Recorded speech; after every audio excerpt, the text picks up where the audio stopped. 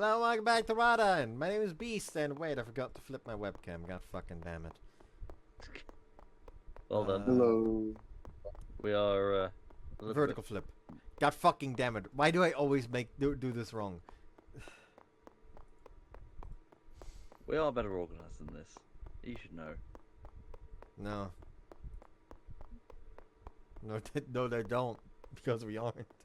Anyways, you may have noticed that I did not start the part by pouring some wine. That's because I have other things to do. Yeah. The next I was shopping the next town over and found out that the penny over there had Suntory double lemon, and I proceeded to buy like 3 cans, and this is one of them. Once I'm done with this, don't worry, I will be opening up the wine.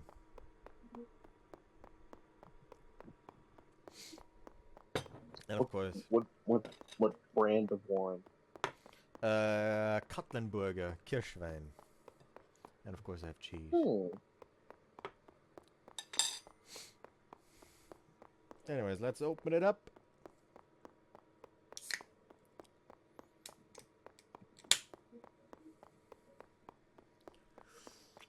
You know what? Might as well do like first off, actually,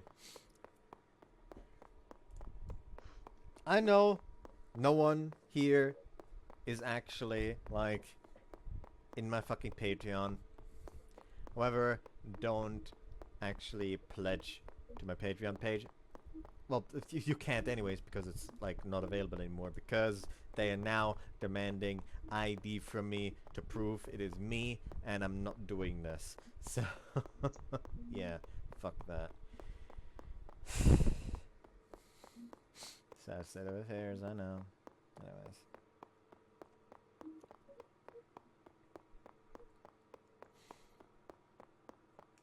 But yeah, I'll likely fucking be deleting the link to my Patreon one of these days if I remember. Other than that, I was also going to do something else. Namely, I was going to pull up YouTube.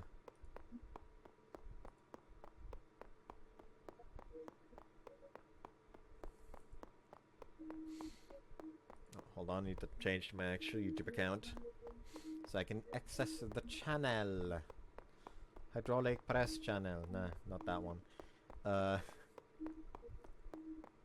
Because I've decided, you know what, why the fuck not announce what route I'm going to be going for in White Album first. Thus far, people seem to really want to cuck our best friend, and I don't know why that is. Like, it's a bit odd, but...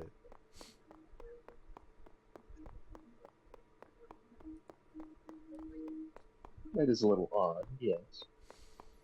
Yeah.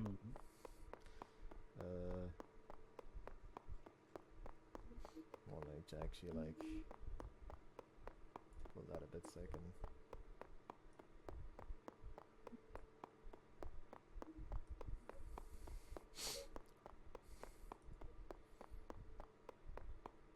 There we go.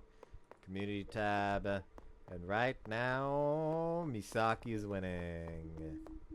With 60% of votes. The runner-up is Rina-Route with 21% of votes. No one wants Haruka, which I can't blame y'all, considering that I literally talked to her a grand total of a singular fucking time. Anyways, Sachi is running and panting.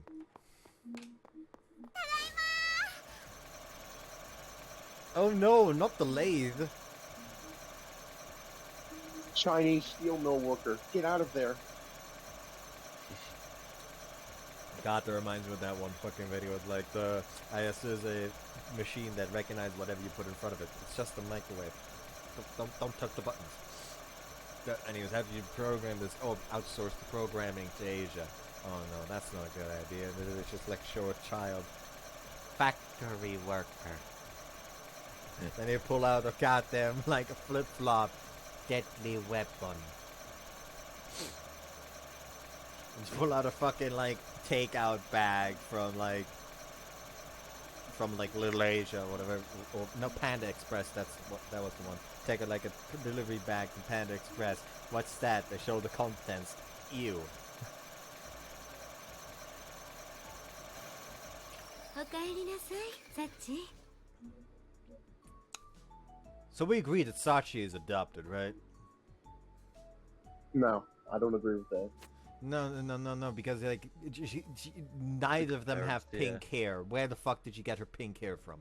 Maybe after she Grandparents. gave birth to her, her thought was, "Oh no, we've made a main character." she just kind of like saw the pink hair, was just like, you know what?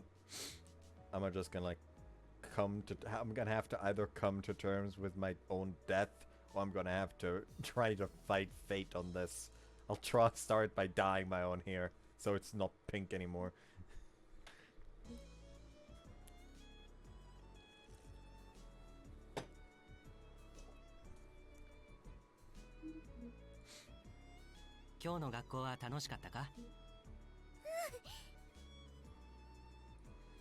Workshop was constantly filled with the clamor of industrial machines, but when I shouted out a greeting, my parents never failed to put down their work and answer. My gentle mother always smelled like freshly dried laundry, and my smiling father, whose face was constantly smeared with grease and oil. That is some transparent fucking grease and oil. They're very, Also, very that- clean also- individuals, yeah. Also, he is like dressed oddly dapperly for, you know, being in the middle of fucking working with machines. Yeah, where's the safety equipment? Yeah, where's his coveralls? Where's the helmet, the gloves, the goggles? OSHA would have a field day. Oh maybe no. OSHA just comes in and has then summarily executed by firing squad. This is the tragedy of the route, it's just OSHA. The fucking tragedy. OSHA comes in. Both of them are just like shot on sight because of how fucking dog shit their management of the factory is. Well, now we know Sachi's backstory. Her parents violated OSHA.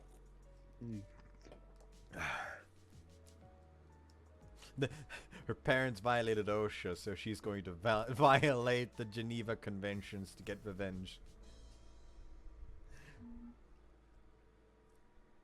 Geneva Conventions? More like Geneva to the Suggestions. Never forget, Classic. Mario's a war criminal. Everyone's a war criminal. Haku is as well a war criminal, actually. Like, I'm not even kidding.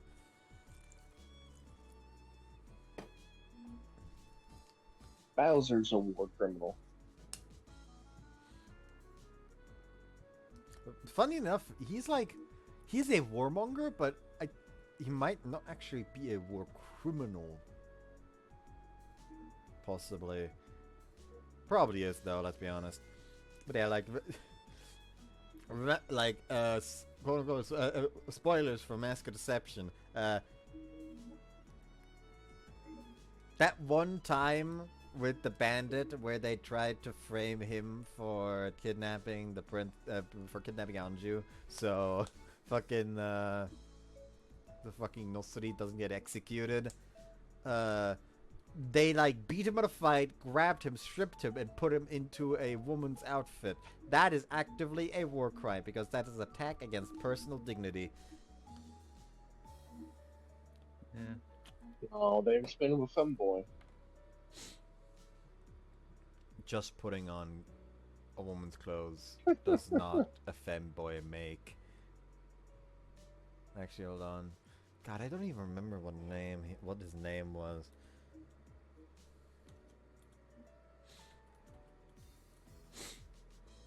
It wasn't Junie. Junie was the pirate lass.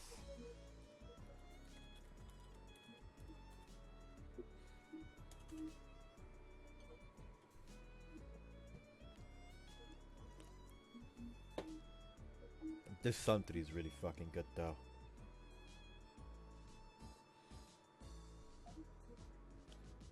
Like, it is very smooth.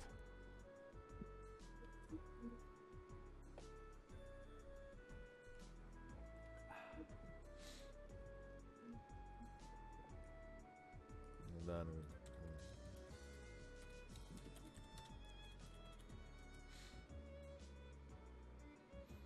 wasn't Oboro.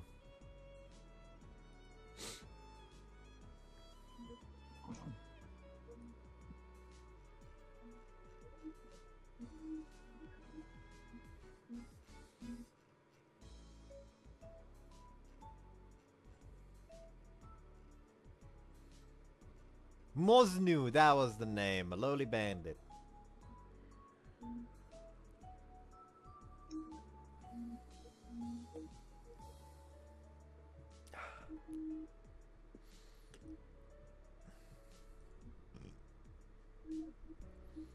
Actually.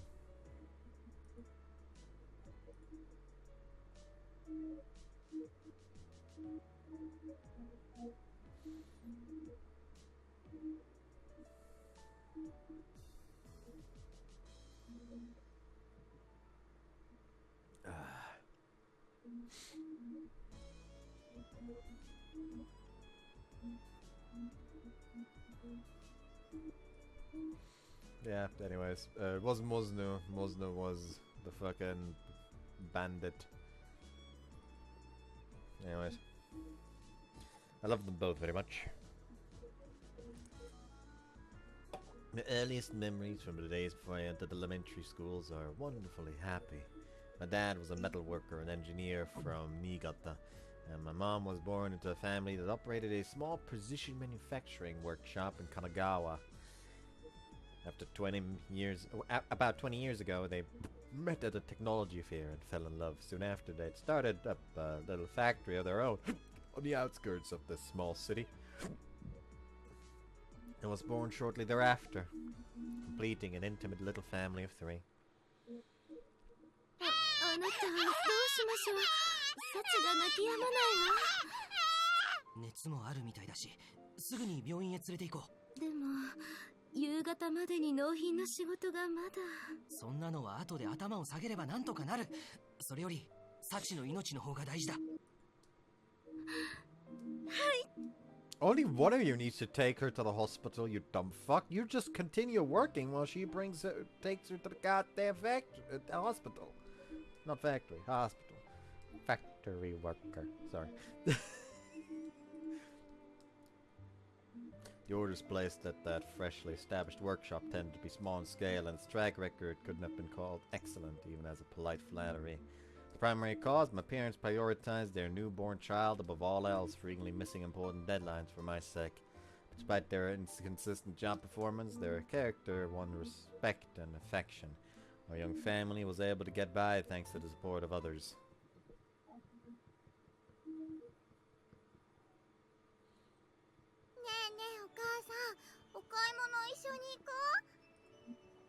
そうね。そろそろお夕飯の準備もしないといけないんだけど。ああ、仕事の方は心配しないでいいから、2人で行ってくるといい。I can't imagine working in a fucking industrial shop like that.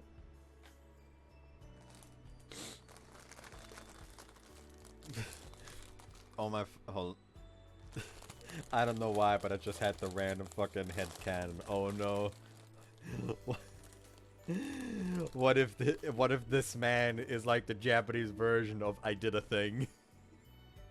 Oh, it's over.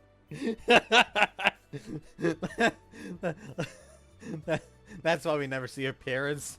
Fucking try to like build like a goddamn like what's a stupid idea?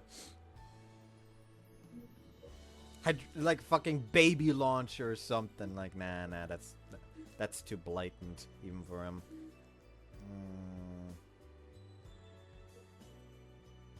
Actually, no, never mind. A fucking baby launcher, and it like somehow like exploded, killing both of them.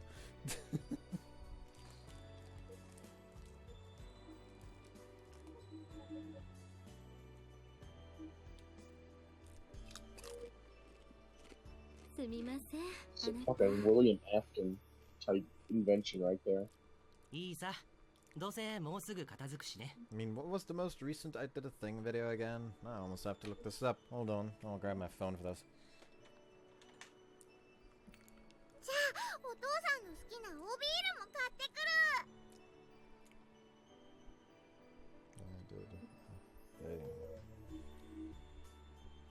Most recent I did a thing video was I made the world's most powerful soccer shoe. Oh right, that. Yeah, that 100% could kill someone if it went wrong.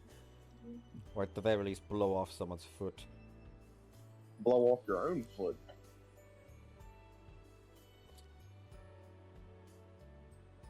Actually, maybe the hidden spring trap is what kills them. Springtrap? Five Nights at Freddy's? Not that, you dumb fuck.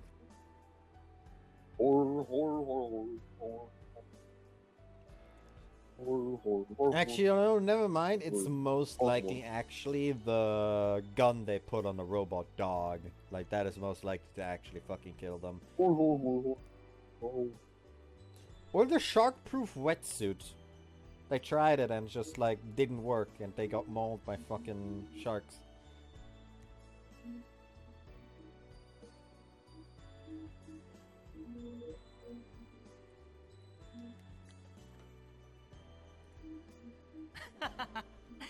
Arigato, Sachi.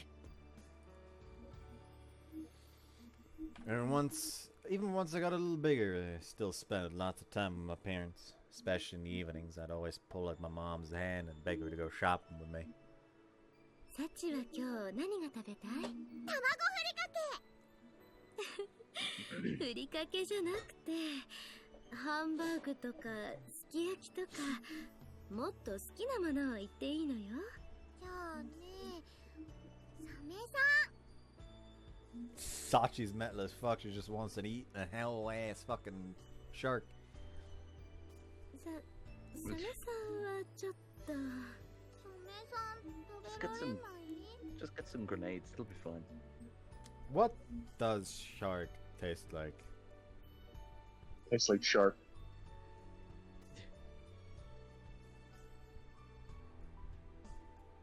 Hold on.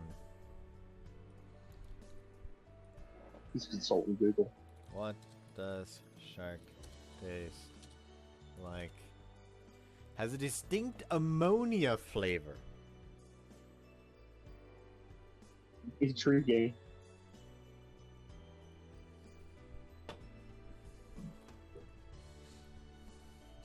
It's chewy yet very tasty meat. If you like eating fishies, you'll certainly like shark meat, someone says. But someone else says shark meat can be pretty disgusting as they urinate, actually secrete urea through their bodies. If not cooked right, it has an ammonia smell and a sort of metallic taste. If cooked properly, it's not terrible, but because it's usually soaked to remove the urea and then spiced a lot, it's hard to say it tastes. Some people say it tastes like chicken, but I thought it had its own taste. It tastes like piss, apparently! Oh joy. So, If the you- French would love it. If you don't cook it well. And, you know, that would mean that for the Britons it would taste like piss, because we all know Britons can't cook. Don't make me come over there. We'll fucking No, fight you on do this. not get, you do not get to defend yourself, because I've seen the toast sandwich. Toast sandwich? Let's talk about the fucking beans on toast. We don't... Ew. No. No, toast sandwich is worse. I've not seen toast sandwich then. Like, all I've seen is the beans on toast, and that already makes me gag. To be Beans fair on though, I toast don't can actually be like defended. baked beans. You'll be happy to know. Congratulations, you're not as bad as every other Briton. そうね。サチはサメが好きなのは知ってるけど、できれば別のものにしてほしいかな。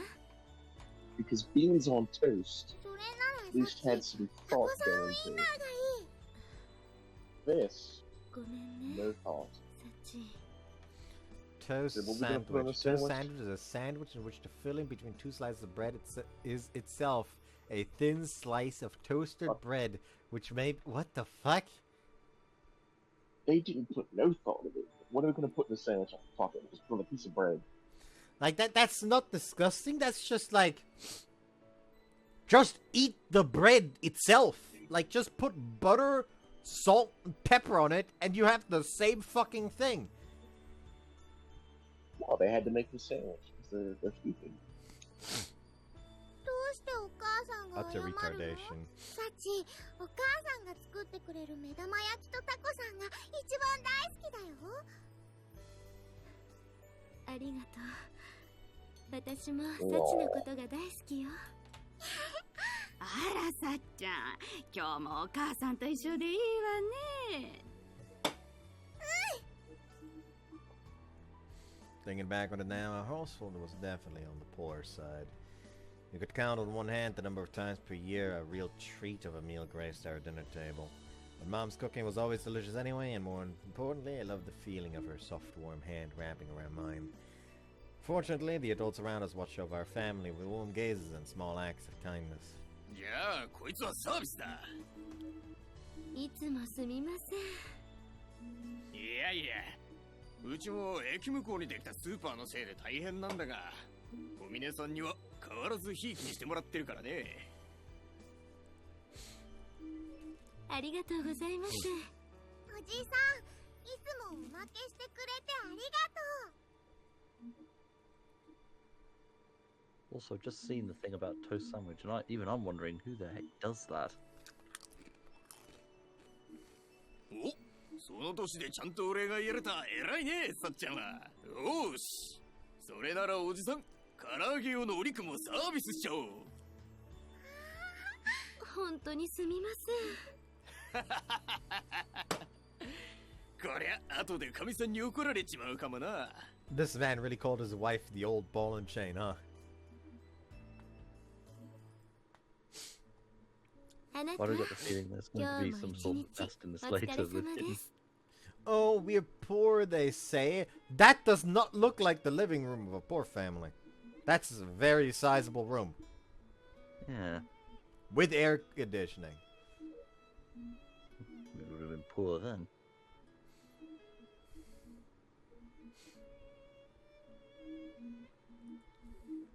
あ、お前もお疲れ様。お疲れ様。 Surrounded by Mom's cooking, we thanked each other for our daily labors as Dad tilted his beer glass. And the dishes in front of us were about halfway gone, and the glass sat empty in front of him. Dad would always sit back in his chair and start to tell me a story. なあ、サチ。サチはエッチングって知ってるかい？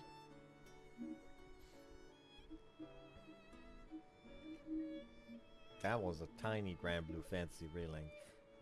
However, sorry to say this, Dad, but I don't know about anything about etching. I do know about edging, though. Ha ha ha ha ha! Bad jokes. I'm a bit disappointed that you didn't make a joke about etchy at this stage. Nah. The etchy etching. That would That- take skill. Holy fuck. 聞いたことない。あなた、サチはまだ5歳ですよ。今からそんなことを知っている方がおかしいわ。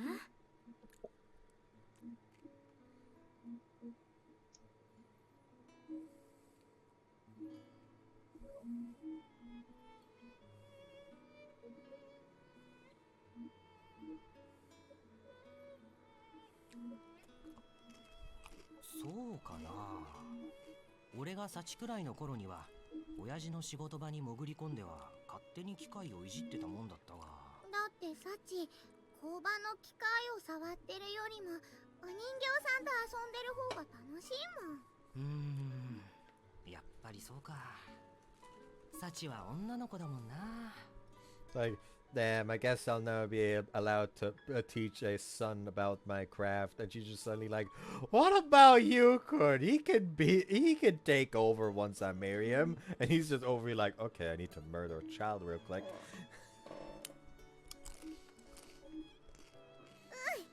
サチは大きくなったらお母さんみたいなお母さんになるの。サチ。おお。サチは嬉しいこと言ってくれるな。じゃあおもちゃのお人形さんを作っていたお父さんの親戚の家の話をしてあげよう。お人形さんの話だったらサチ聞きたい。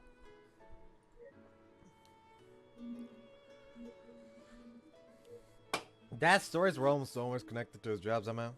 Even so, it was fun to hear about new things, and I was in awe of him for knowing all that super complicated stuff.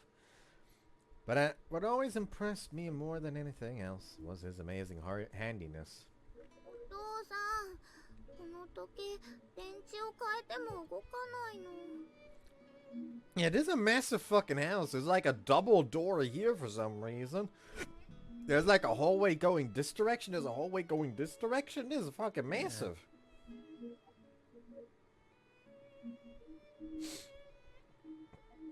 Like, if they're poor, it's entirely because they bought a house that's way too fucking big for them.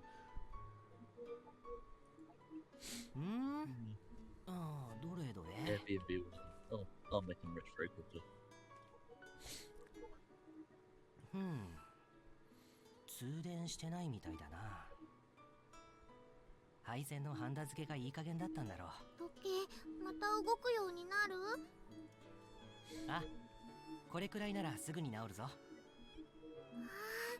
お父さんすごい。壊れた時計くらいならお母さんの機嫌を直すより簡単さ。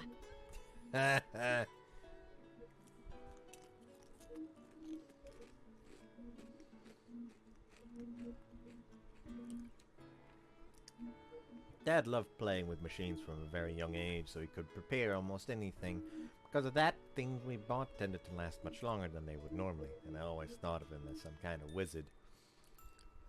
It's Artificer, Sachi! Get the classes right! SMH! Sachi needs to learn her D&D classes. ねえねえ、お父さん、それ何？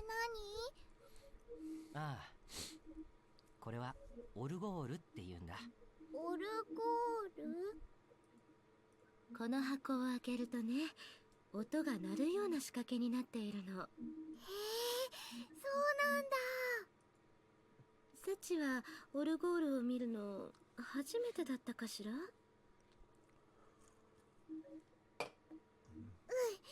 それにね、なんだかすごく素敵な音がした。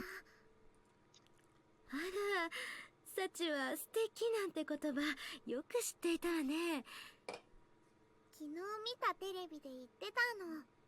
なるほど。それでサチはこの曲のことを素敵だなって思ってくれたのね。とっても綺麗な音だった。そう。サチがそう言ってくれるとお母さん嬉しいわ。どうして？このオルゴールに入っている曲はね、お父さんとお母さんの結婚式で流した思い出の曲なんだ。 How sweet.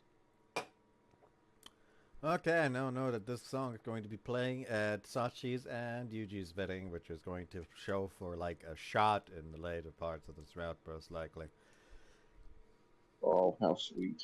Chekhov's gun. It was Chekhov's. Chekhov's gun. Yes, I think that's right.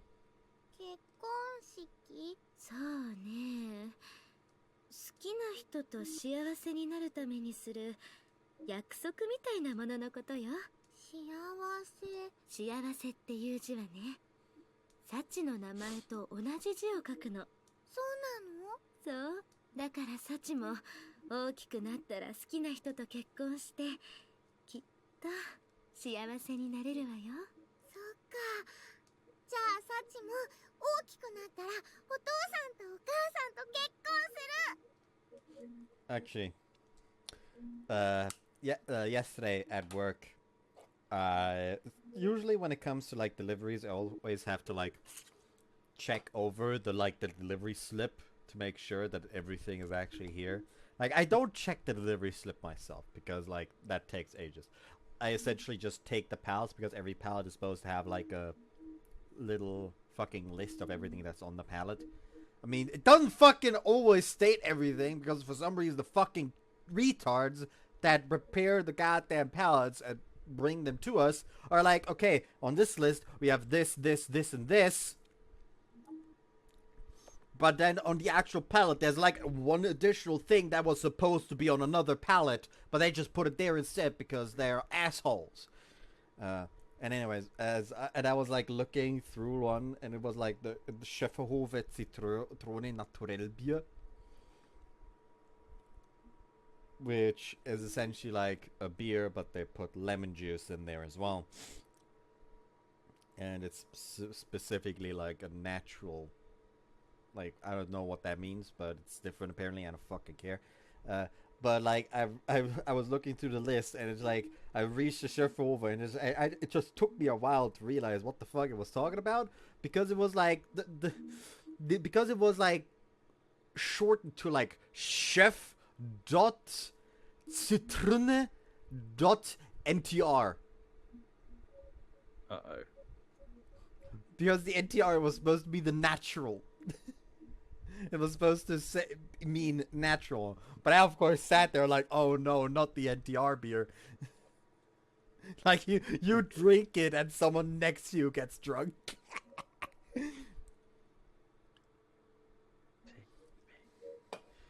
Well, I suppose this is the best thing that could have happened in that particular situation. お母さん、うちにボイスレコーダーはあったかな？もう何言ってるんですか、あなたは。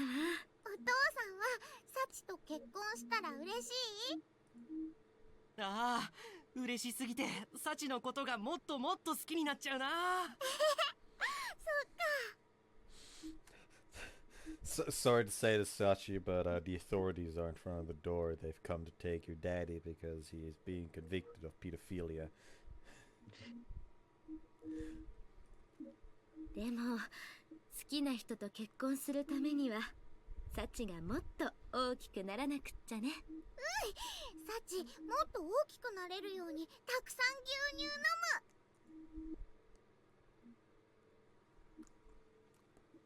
From that day forth, the sound of that music box became a familiar part of my life. The gentle melody that accompanied our family gatherings felt almost like a symbol of happiness itself.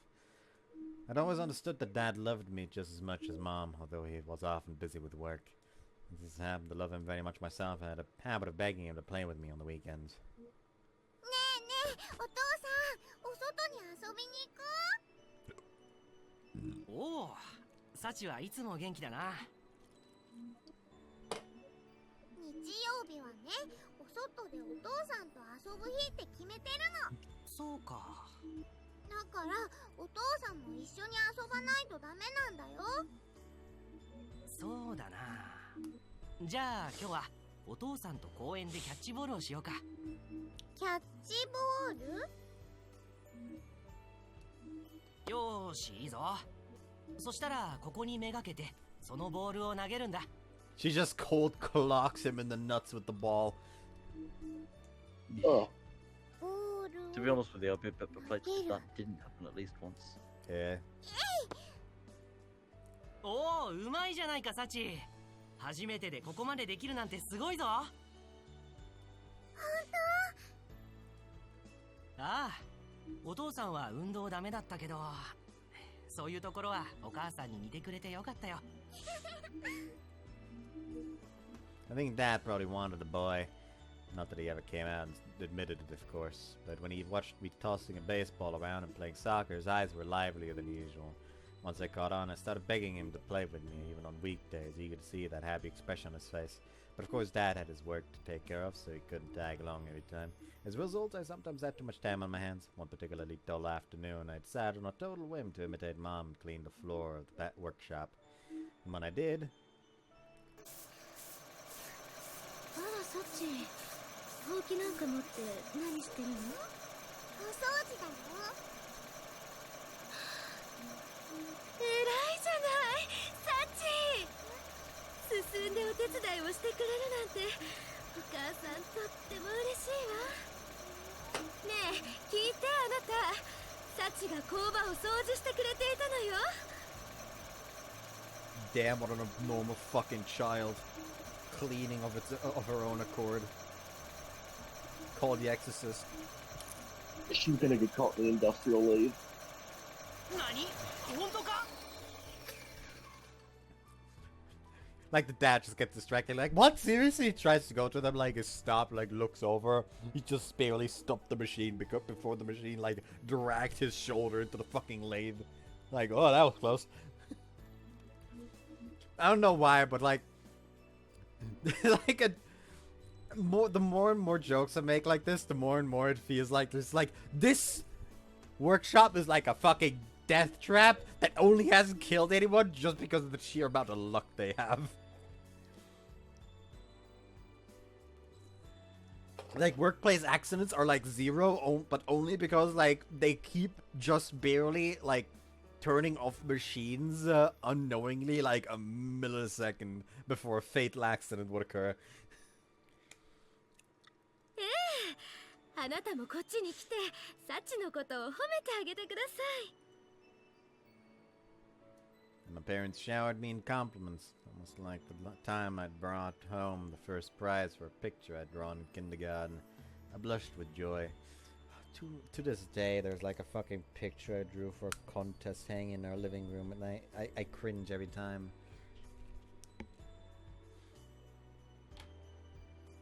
I don't know why it's still hanging. Doesn't look good. Yet they refuse to take it down.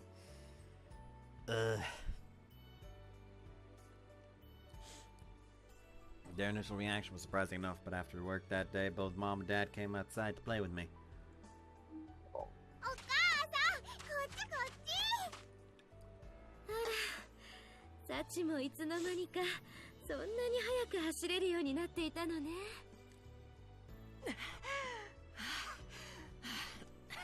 それより二人とも少しは手加減してくれ。こっちの体力が持たないよ。 Lung damage. だね、今日はサチ、お母さんと一緒にお父さんをやっつけるんだもん。そうね、そうしましょうか。おいおい、勘弁してくれよ。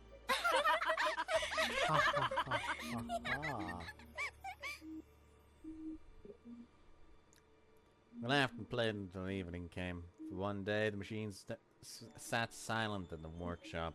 In exchange, our house was filled with the resounding melody of the music box, and from that shining moment, I was left with a powerful new conviction. It makes Mommy and Daddy happy when I clean up. If I do it again, they'll play with me more. Motivated by that simple thought, I began to clean the workshop at our house whenever I had the time. ほら、お父さん、お母さん、お仕事はもう終わったんだから、一緒に遊ぼう。わかったわかった。もうすぐ片付くから、せめて着替える時間くらいは待ってくれよ、サチ。ダメだよ、早くしないと砂場が他の人に占領されちゃうんだから。もう、サチったら。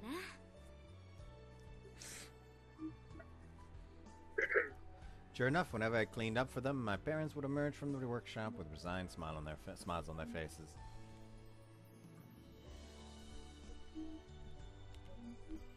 After witnessing that same scene play out countless times, I'm sure the neighbors had me down as a slightly spoiled little tomboy.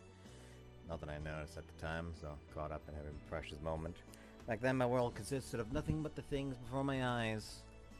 The place my short legs could carry me, and it was more than enough. But eventually, my way of thinking did undergo a clear change. That day, a little while into my first year of elementary school, I proudly brought home my first perfect test. すごい。本当に100点だわ。How studious. I'll be honest with you, perfect tests aren't really that impressive back in elementary school. Sounds like someone never got a perfect test and they're jealous. Oh no, I got a lot of them actually. It's just like getting perfect tests early on in elementary school is bad. Oh yeah, because they put 1,000,001 expectations on you. No, not just because of that. Because I was like, oh, like I was, like as a child, I was like, first grade, I like consistently like perfect tests, and so even when my, when I only got like B's and stuff by the end of elementary school, I was like, well, I'm still intelligent. This is enough. This is still good grades. So I never learned as a child how to properly study, which came to bite me in the ass later in life. Oh yeah, because of Dropout. Yeah.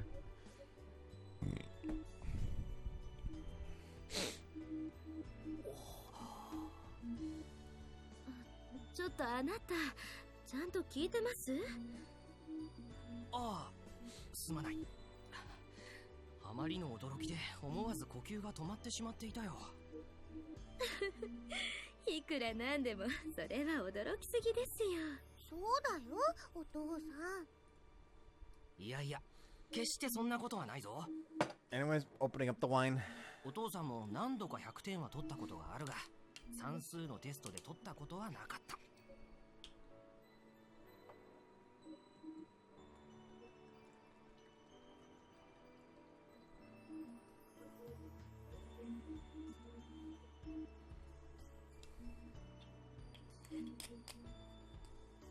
Man, I wish I could go back to my days when I was in school, man. Oh, I don't wish for that. I absolutely wish for that. Prior to A level would be the time I would go back to. I'd say like around... I'd say like go back to 6th grade. That gives me a chance to like fix my fucking behavior. 6th grade was also like, I think, one of the last few classes where like the math teacher was like, okay, listen up. If you ever feel the need, just like get up during class, go outside, run up and down the hallway a little bit, power yourself out, then come back in here, sit down, and continue. Like, that is actually a thing a few of my teachers let me do. They were literally just like, you know what, just like, if you ever feel the need, just get up and run up and down the hallway.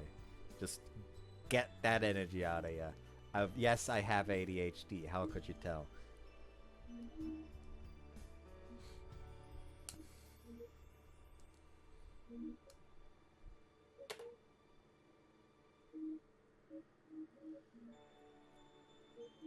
Only ever did it twice, though. Oh, that just reminds me of, like, those two... I don't know why, but this just reminds me of, like, these two assholes from the class next door, where me and a friend of mine wanted to go in a certain direction, but they were, like, keeping shut the emergency fire door, like pulling it so we couldn't open it. We managed to open it. A friend of mine was, like, tried to, like, grab in there and, like, open it, but they just keep pulling. Our grip slipped, and they just smashed the security fire door on his finger. Ow. The bone was exposed. Yikes. Yes. Those two got into fucking trouble.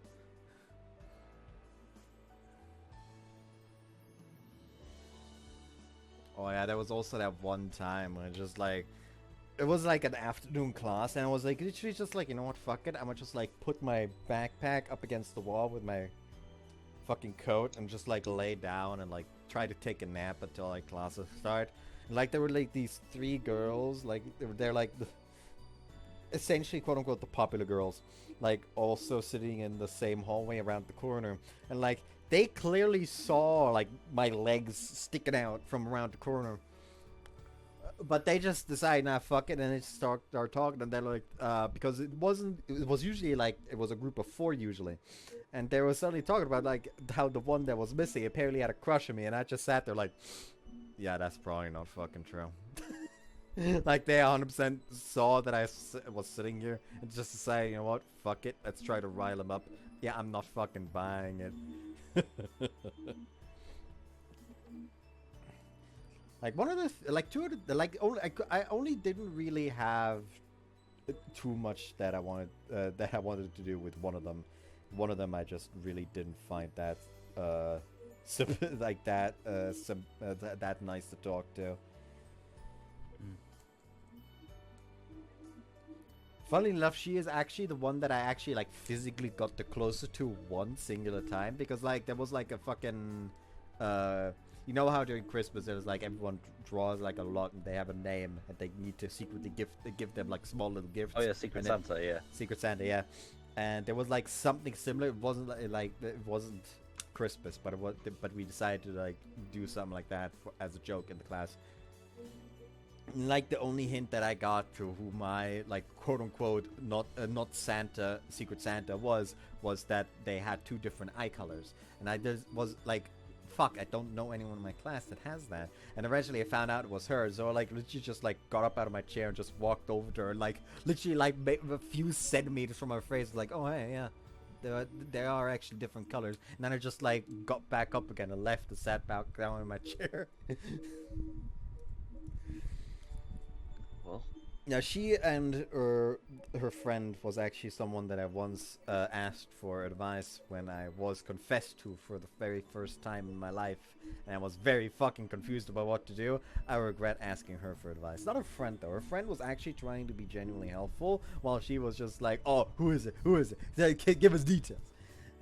She 100% felt more like she wanted something to talk to her friends about more so than wanting to help me, while a friend actually seemed to genuinely care to like help me figure out how to handle this.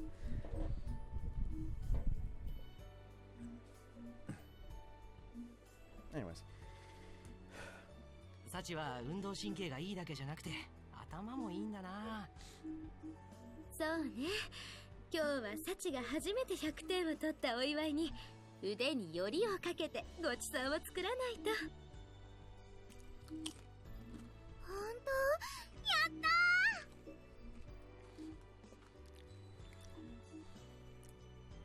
ー！ at the time I was a very simple person. Being praised makes me happy. When I do well on tests, mom and dad are really nice. And food at dinner gets better too. In that case, I'm gonna get good scores every time. Having reached that conclusion, I shifted my efforts to my studies. I also listen carefully at school, and at home I'd voluntarily head off to my desk and pore over my books. You see, that second part is something I never did. I always got good enough grades just from paying attention in class. Which fucked me. Like, not just fucked me because, like, I didn't get the grades I wanted on my first run-through of the 11th grade, but it fucked me even harder when I just, like, was on a constant goddamn sleep deprivation because of the goddamn, like, subsequent surgeries I had. So I just fell asleep in class because I couldn't fucking stave off the goddamn sleepiness, as I couldn't sleep at night constantly. And suddenly the one thing that let me perform in class was fucking gone.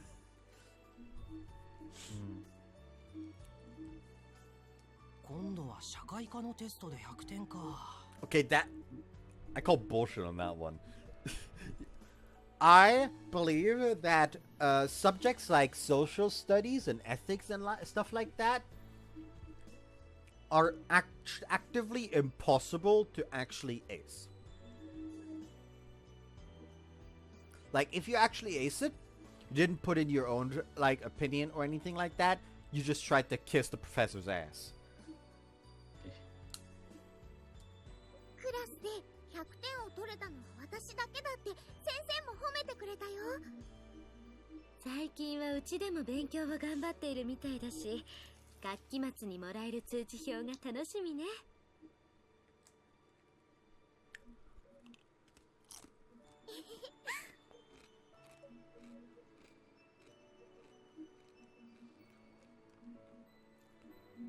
The harder I tried, the more my parents complimented me, and the more effort I put in, the wider the smiles on their faces. That was all there was to it. But simple as I was, that was more than enough to motivate me. As I focused on that clear objective, my grades soared with astonishing swiftness.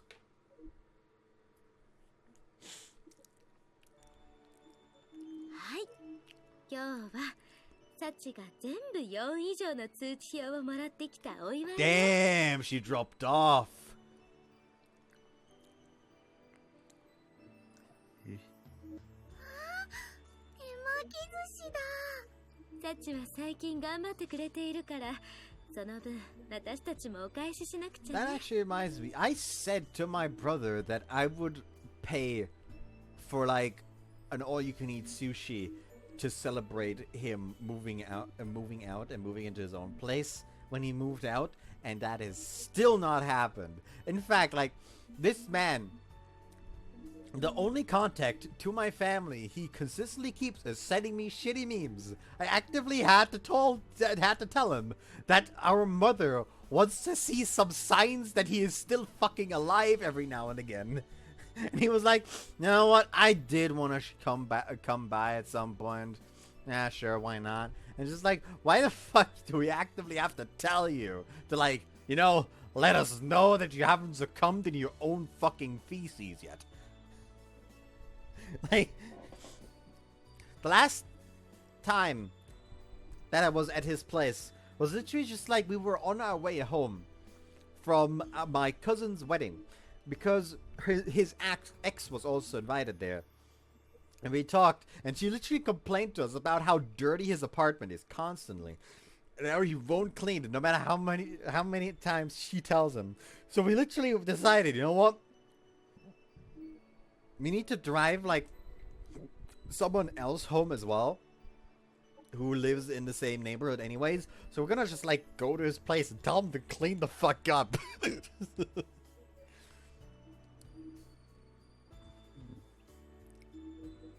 I know, irony of me telling people to clean up.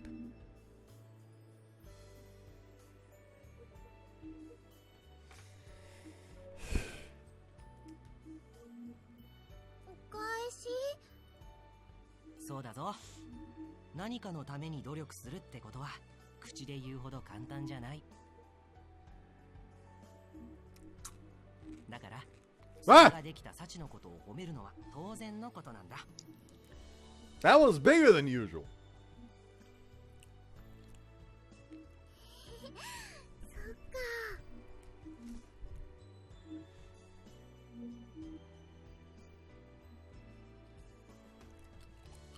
あ、今回はサチが頑張ったご褒美にお父さんが何でも買ってあげるぞ。何でもなんて言ってしまっていいんですか？たまにはいいさ。ほら、何でもいいから言ってごらん、サチ。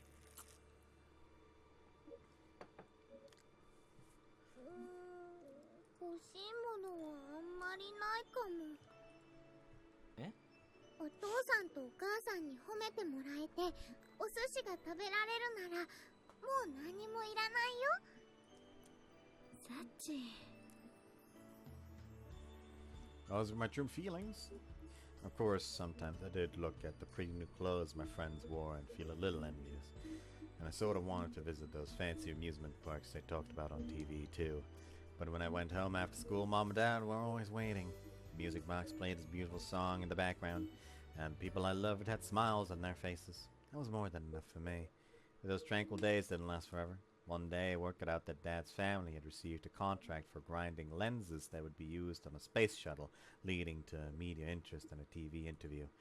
We contributed intricate metal molds that were now valuable manufacturing assets. With a sudden burst of publicity, a few major orders started trickling down to our workshop as well.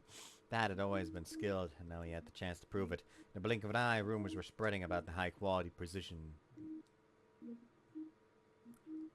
dyes our workshop produced.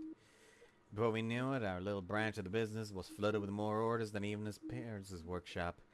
A year or so after these events, my life had changed dramatically.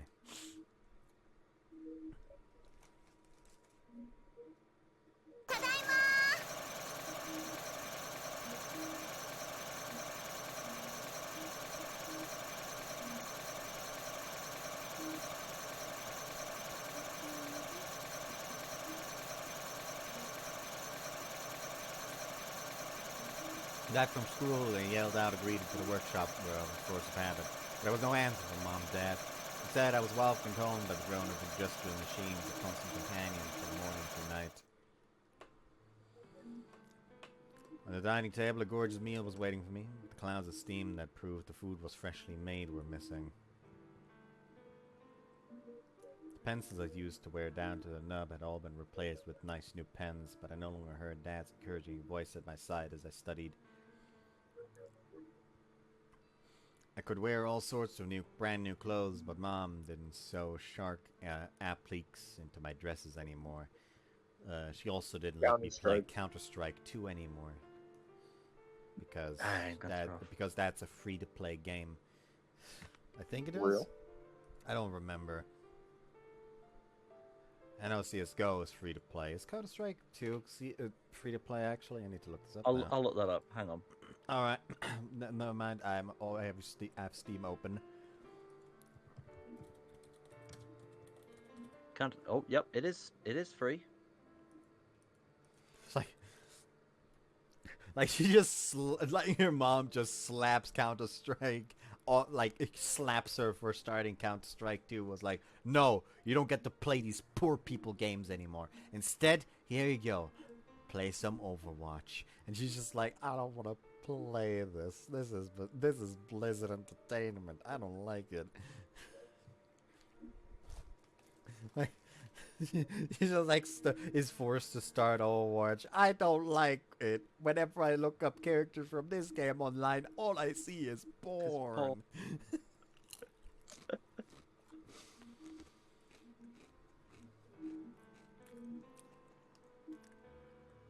Among all these, what hurt most was the simplest change of all. I no longer spent much time with my parents.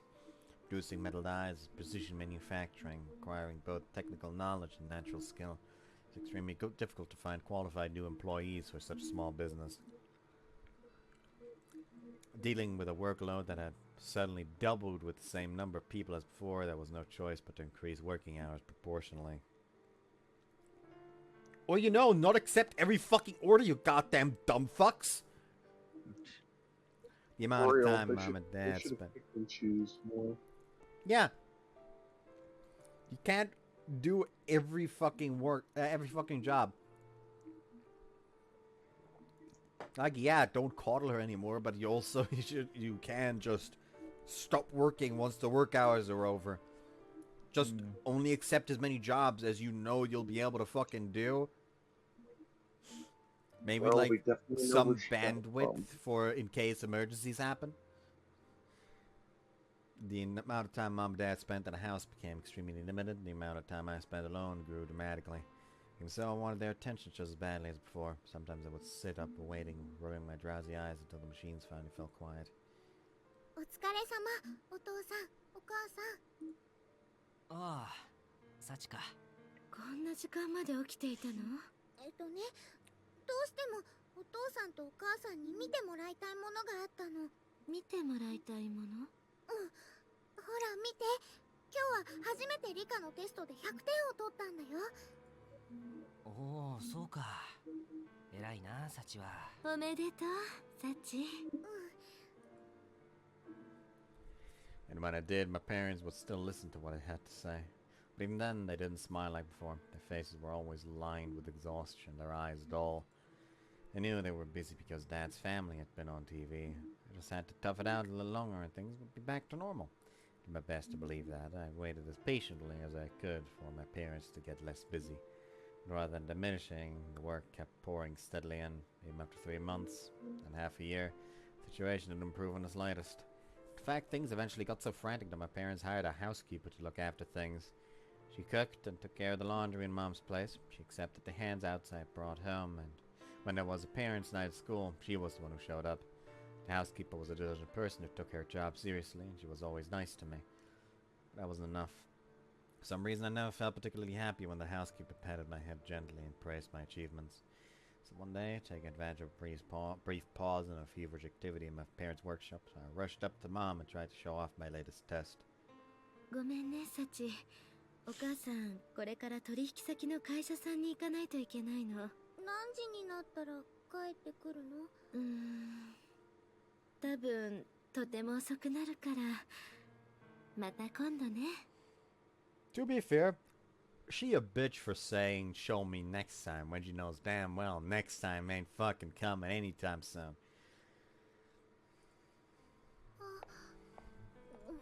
And probably when next time comes, she's also gonna be conspicuously fucking busy anyways. せっかく苦手だった国語のテストで100点を取ったのに。 The first time I couldn't get her to even glance at the paper. Still remember the shock and anger I felt, crumpling up the test into a ball. I threw it into a trash can.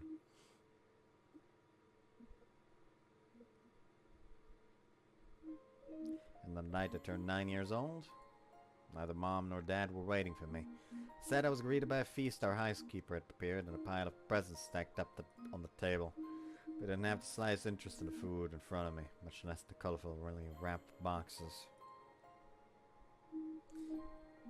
This stuff isn't what I wanted. The only thing on my mind was conveying that simple truth to my parents, so I sat and I waited. Even when the clock ticked past 9 and our housekeeper headed home, even when unfamiliar shadows started to appear on the television, which I'd left on so I could hear the sound of human voices, I didn't budge. This bitch needs to watch Takeshi's Castle. With Craig Charles's commentary. Yes. Either that one or the German one. I don't even know the fucking name of the commentator that commentated the German Takeshi's Castle when I was a kid.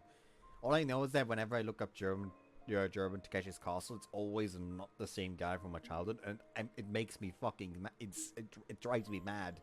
Like, who was that man? Where can I find his dulcet tones that have reminded me of my childhood so much?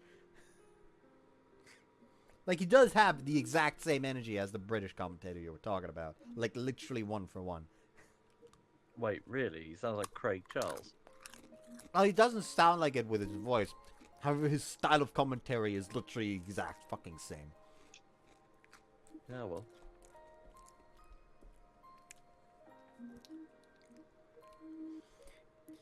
And a little after the hour and the clock cracked past 11, the clamor of the machines finally came to a stop. これで明日までには納品できるだろう。でもすぐに次の仕事にかからないと。そうだな。ってサチ。もしかして私たちの仕事が終わるのを待っていてくれたの？そうか。それは悪いことをしたな。おお、そうだ。遅くなってしまったけど、9歳の誕生日おめでとう。おめでとう、サチ。最近サチには寂しい思いをさせてしまったから、プレゼントも大奮発したのよ。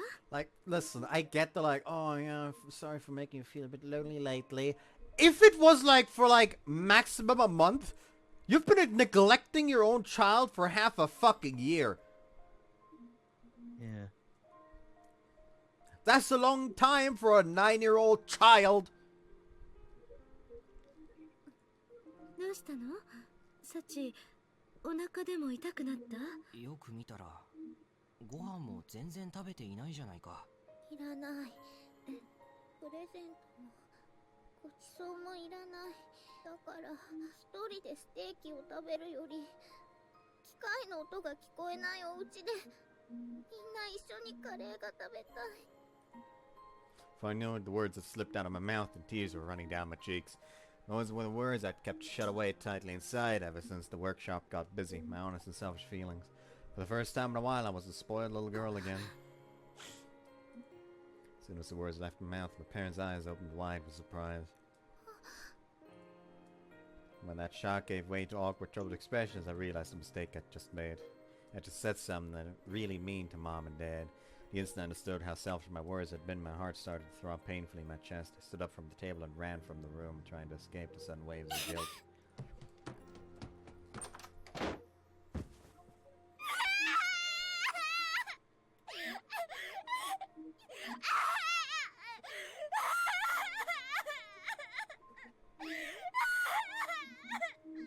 Cease that! You heard in my ears! Dashing into my room, I burrowed down into the futon and cried my eyes out. I was angry with my parents who couldn't spare a single night for me, even on my birthday. And I was angry at myself for being cruel to my exhausted parents who've been forced to work by circumstances beyond their control. No, it's not beyond their control! They own the fucking factory! They can decide what jobs to fucking take! Fun fact, in business, you're the one at fault for fucking up your deadlines because you decided to take on more than you can fucking handle.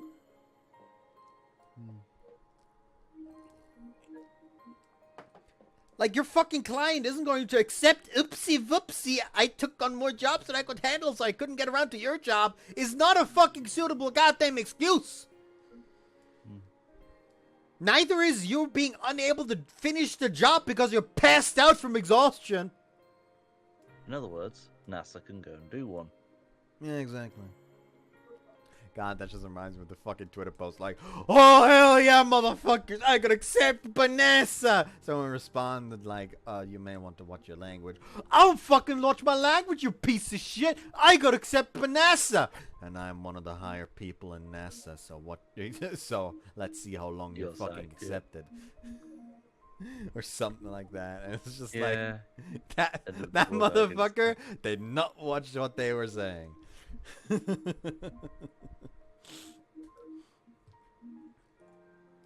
Tormented about this jumbled mixture of intense emotions, I cried into my pillow until morning came. It was my 9th birthday.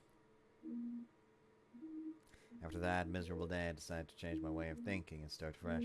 Maybe finally saying what I'd kept locked inside helped. Maybe all the crying got all the poison out of my system. And the way I found a new conviction to cling to. What I've been doing is enough. I'll just have to try even harder. Not merely devoting myself to my studies, I began to actively volunteer for class representative and other student government duties. I threw myself into anything that seemed like it might put smiles on my parents' faces, even learning to play the music box song they loved so much. Probably because of that broad-spirited effort, my results at school rose so high that I broke the top 10 list for our year. Grades other than A's appeared from my report card entirely, and the comments were increasingly filled with effusive praise about how I'd become an example for the other students. But even then...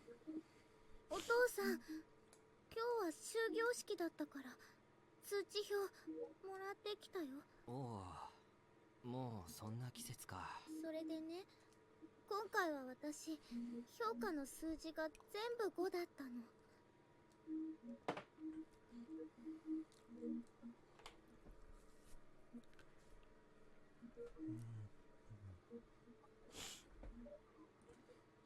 じゃあこの仕事が終わったらじっくり見せてもらうから、もう少しだけ待っててくれるか？もういい。In the end, nothing changed. Even when I brought home a straight A's report card for the first time, Mom and Dad didn't pay attention to me like they used to. But the best possible results weren't enough. It would only mean that my parents had started to hate me. No matter how good my grades got, it wouldn't make them start loving me again. They were probably working really hard in their jobs so they could get enough money to run away together. The more I thought, the more dejected I felt. Why did I bother to try so hard all the time? For I knew it, my legs had carried me to the neighborhood park where I had once played together as a family. ここは何も変わらない。真ん中にある丸いベンチも、テントウムシの横にある砂場もずっと同じ。But I might never be able to play there again, like I had before. I'm the saddest kid in the world, abandoned by my own parents. Oh, kid, you've got some lessons to learn.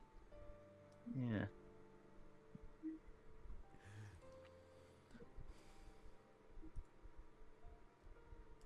God, I forgot that I need to periodically check if Bud accidentally muted himself or not. What? Okay. Yeah, you No, are still no, here. you haven't muted No. yourself. It just happens occasionally, so I need to periodically check, you know. Dear God. I was like, huh? Muted myself. No, I didn't. It was only a few moments after I'd convinced myself of this that I'd noticed the mysterious boy. The child. Goddamn, what's the fucking voice line? Hold on.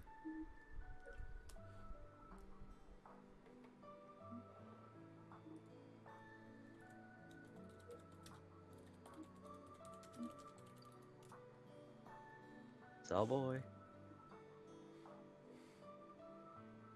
Goddamn it, hold on. I can't actually find an isolated clip of just the voice line. It's us. The main character. Hold on. Was this it? No, that was just her voice acting in Metroid Dread.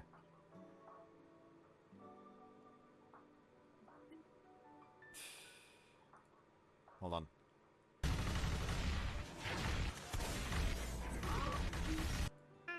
baby. The baby. The baby. The baby. The baby. The baby. The baby. Wasn't doing a thing, just sitting quietly on a swing, staring out into space. Always thought of the park as a place where everyone played all the time. So that motionless boy struck me as out of place. What's that kid doing over there? Only a few seconds after that first twinge of curiosity, I walked right up to him. ねえ、私の声聞こえてる？ Huh? だから私の声聞こえてる？それとも聞こえてない？ If I couldn't hear you, I don't think I'd be able to answer. ああ、そっか。そういえばそうだよね。 So, did you want something? うん。あなたは何をしているのかが気になって。 He just pulls out a fucking wallet. You want my money? People tend to protect my money. Or is it just you want? He just like he just hands her like a stick and just like fucking like turns to just like go ahead. It doesn't hurt as much on my back. And he's just like, what the fuck's up with this kid?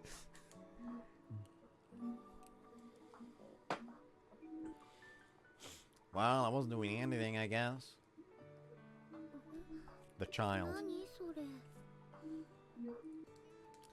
Well, my sister told me that sometimes people need to spend some time doing nothing at all. へえ。あなたのお姉さんって面白いこと言う人なんだね。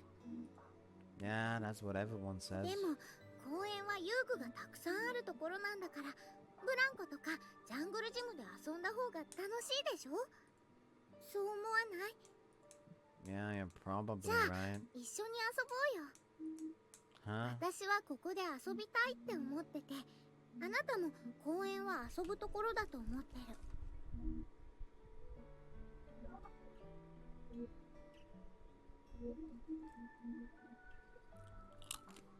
だったら一緒に遊ばない理由はないでしょ？ほら、行こう。 Boy the boy looked so painfully bored that even the saddest kid in the world had forgotten to feel sorry for herself. As he blinked up at me, completely dumbfounded, I grabbed him by the hand and pulled him along after me. That was how I met Yukon. まずは何をして。で、そうだ。 What's あ wrong? なたの名前を聞くの忘れてた。 Yeah, I guess you did. じゃあ改めて、あなたのお名前は？ Yuji. Kazumi ユー Yuji. ジくんか。 Occupation じゃあ student. Wait, not こ yet. れからユウくんって呼ばせてもらうね。 Occupation child. Occupation toddler. Toddler, he would be 11 at this stage. Is he... Shouldn't it be 10 since she's 9 right now? No, Yuji is 2 years older than Sachi. Oh, I did not. I thought he was just 1 year older. Oh well. Huh? そっちの方が呼びやすいでしょ？ What's your name then? 私の名前はサチ。小峰サチっていうの。 Shachi? Like an orca. ねえユウくん、 She hears this パ a ン lot. チしていい？ Rain the kisser.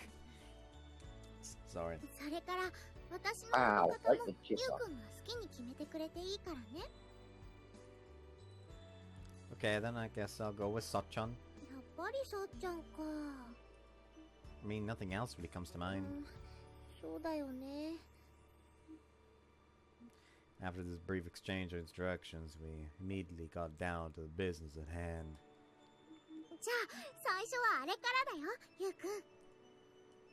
Jungle Gym. まずはどっちが早くてっぺんまで登れるかの勝負だからね。 I mean, the only thing that you could see as, like, climbing specific equipment is that, and climbing that is not fucking impressive. Like, fuck that, I'm gonna climb that. Yeah, the tree. Yeah. I did very frequently just Or climb you could random. channel your inner shy and climb the buildings in the background. I did randomly climb a lot of fucking trees as a kid. Like, I was not scared of heights as a kid for some reason. No, I'm scared of heights. It happens as you get older. You lose your nerve. Yeah, like, like it's not even just because I get older. It's just that my my fucking circulation's gotten worse, so I have fucking balance issues more frequently. That's why I just don't like heights, because I constantly feel like I'm just gonna like accidentally move over one step too much and fall the fuck over. That is a problem, yes. Like back when I was in school, like I very frequently had to like go to like the highest fucking level and like go down like a fucking hallway, and like the hallway was like literally like has like a hip high railing preventing you from plummeting 3 stories into the main lobby, and it's like, don't make it fucking hip high, make it higher. Maybe like fucking like, God, what do you call this?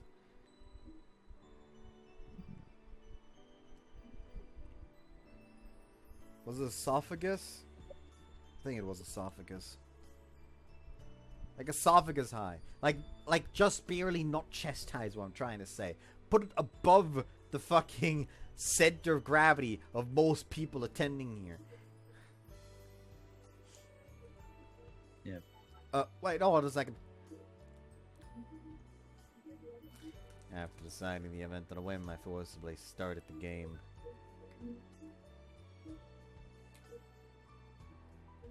God, what's that one Guilty Gear soundtrack called again?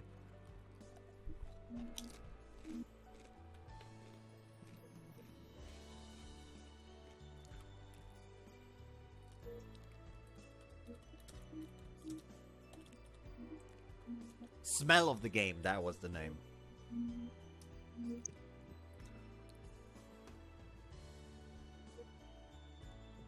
God, hold on.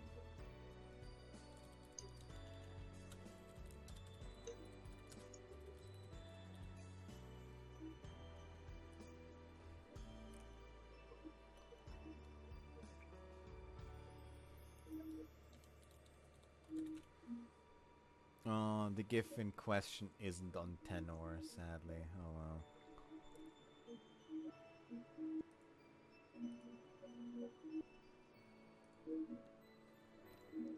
Yukon didn't have many suggestions himself, but when I pulled on his arm, he'd follow.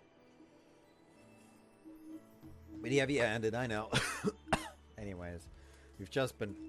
Or we must have been fairly evenly matched in reflexes and strength. Every game was a competition match. I was always the winner, of course, but only by a narrow margin. Yeah, the man hasn't had time to train. Yeah.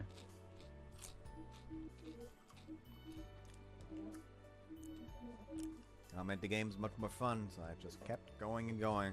While I realized it, the sun had begun to sink below the horizon.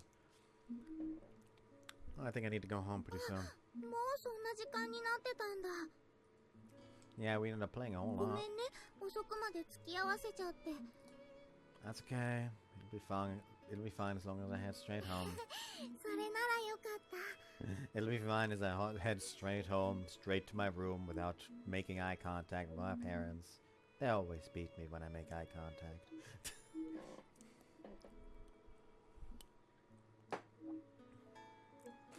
Yeah. Bye, thanks for playing with me today. Kinda weird for the person who got dragged around all day to say thanks to the person who was doing the dragging. It was also odd that I thought about Yukon the whole way back home. I'm so lost in thought that I barely touched the meal our housekeeper had made for me. Once you actually started playing, I think you enjoyed it just as much as I did. But when I was trying to think up new games, or when we stopped for a break, Yukon went right back to the expression I saw on his face at the start. Why was Yukon in that playground in the first place? Obviously it wasn't to play. Maybe something bad happened at his home too. Partly out of simple curiosity, I decided that I wanted to see Yukon again. The very next day I made my way to the playground.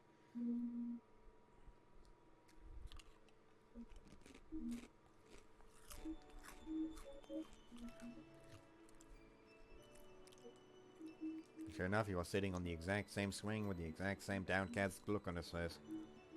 こんにちは、ゆうくん。 The child. Hi. 今日は最初から返事をしてくれたね。 Well, yeah, you said hello to me again, だ Sachan. って昨日一緒に遊んだんだから、私たちはもうお友達でしょ。 Friends? What is that? I don't know that concept. それともまだ早すぎたかな。 No, thanks for calling me a friend. Did I say something そ weird? うじゃないけど、ゆうくんはよくありがとうって言うなと思って。 That's something else my sister told me. People who can offer thanks to others have a happier road through life than people who can't. ゆうくんはお姉さんのことが好きなんだね。だ Huh? って昨日もお姉さんの名前が出てきたから。 Yes, I did, now that you mention it. じゃあやっぱり Yeah. Sometimes I don't really understand what my big sister's thinking, and sometimes she's even kind of scary. But she's normally really nice to me. I think I love her more than anyone else in my そ family. っか。でも今度は私もゆうくんのお姉さんに賛成する。 Really? 私のお母さんも言ってたんだ。誰かによくしてもらった時はちゃんとお礼を言いなさいって。 So I guess you love your mom, Sachan? Says you brought up her advice. そうだね。私はお母さんとお父さんのことが大好き。 Damn, couldn't be me, he just suddenly says. My parents are motherfuckers. Like, one of them is literally a motherfucker. I'm more so talking about them being assholes. Yeah. For one of them, it's their job. Like, one of them was actually a motherfucker, like, straight up. However, now that I think about it, I did see my mom get really intimate with one of our neighbors' housewives who also has a daughter, so maybe she is too.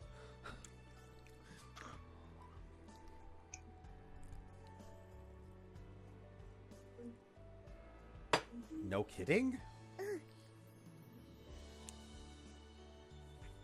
the conversation moved along, we slowly learned more about each other.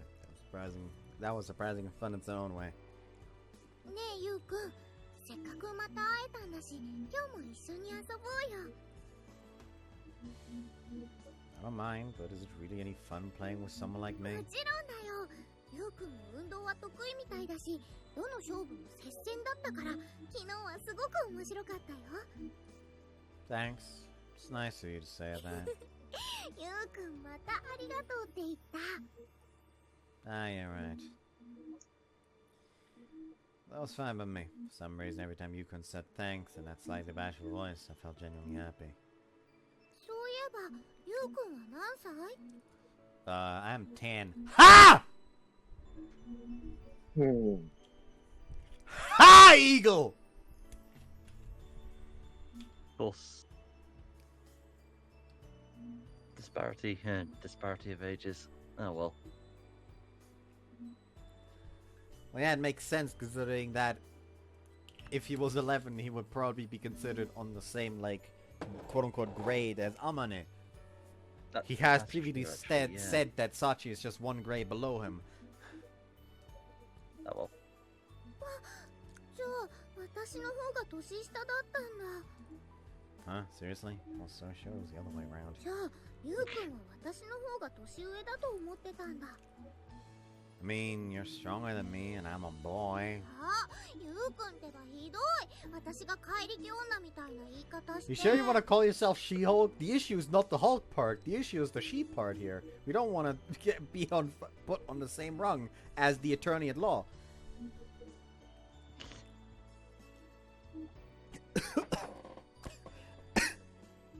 I have not watched that movie. Maybe because Neither have I. Maybe because I don't really watch Marvel movies anymore. But I've only ever heard negative things about it. Hold on.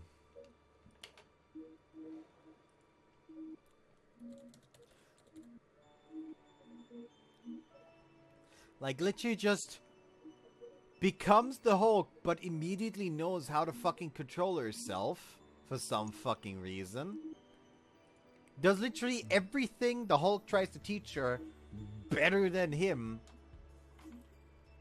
and somehow is like, here's the thing, like the entire like her trying to find a date and only ever being matched with people that are creepy or have an agenda and are trying to get close to her because of that.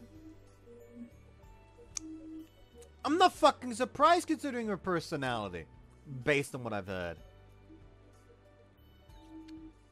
Like, so many of these movies are like, oh yes, empowering female main characters, but then the entire thing is just like, oh, they were just like bust from the start, and all they need to do is throw off the shackles of patriarchy to become truly powerful. And how much over you, like,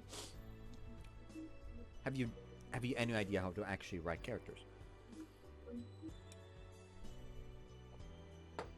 Like, so many of these movies are like empowering female characters. They don't empower the female characters, it feels more like they make everyone else incompetent. So they aren't raising her up, they're just dragging everyone else down. Yeah. Example, Lord of the Rings, Rings of Power, Galadriel, Frost Troll. She beats the Frost Troll on her own, but only after every other warrior by her side was specifically chosen to help wipe out the remnants of Sauron's army, was just fucking wiped out as if they were common ants by the fucking Frost Troll. Yet they were supposed to be trained warriors specifically chosen to take out the remnants of Sauron's army. Like, come the fuck on.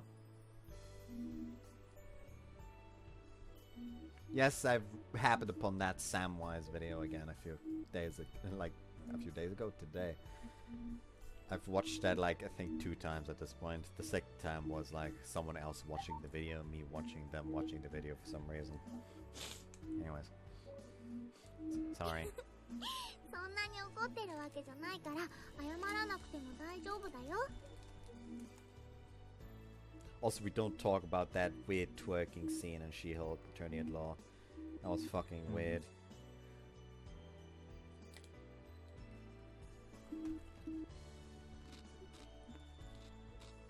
Really? That's good.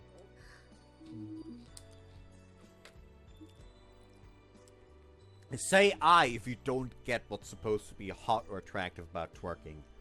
I. Oh. Yeah, it seems pretty obvious to me. No, it's more so like I see someone twerking, and while I'm sitting is like, stop making an ass of yourself. You look ridiculous. Yeah, that's fair enough. Yeah. Yeah, I just think it's just a waste of energy. Yeah, it's just stupid. I like so many times, and like sometimes I look up characters in Gelboru to find fan art, and every now and again it's just like you happen across like a fucking picture of them twerking. I'm like, who thinks that is so hot to the degree where they need to draw like an anime character doing it? Like, I don't get it. I'm fucking mystified. Like, I actively at this point just like exclude the twerking tag because I just genuinely dislike most art that has characters twerking, and I don't want to even fucking accidentally see it. Like, I just don't get what's supposed to be attractive about it. Makes no sense to me.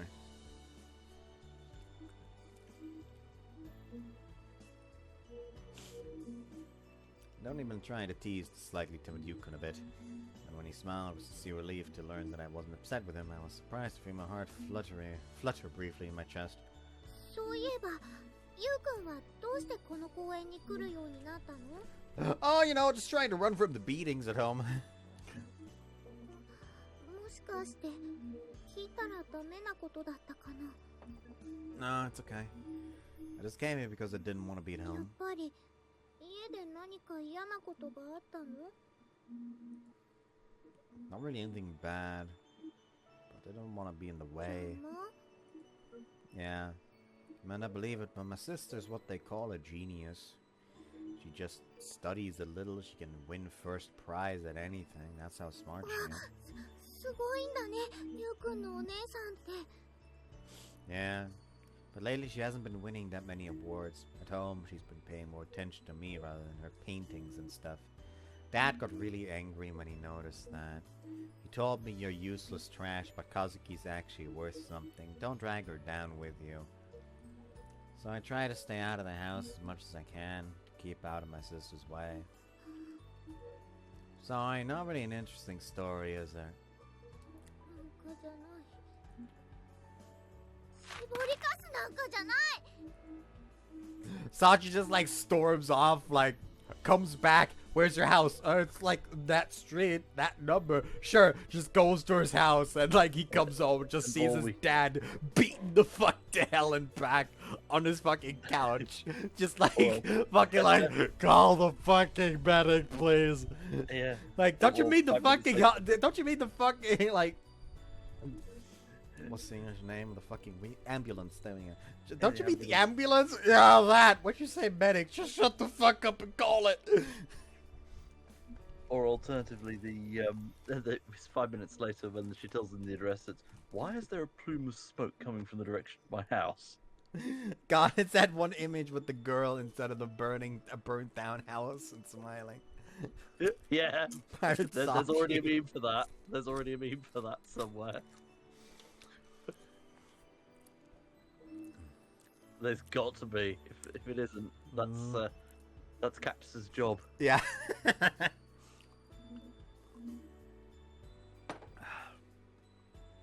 I could have sworn I've seen it already, I am still 100% determined that if I actually finally get like a proper job, I'm going to actually fucking find a way to pay Cactus for his thumbnail services.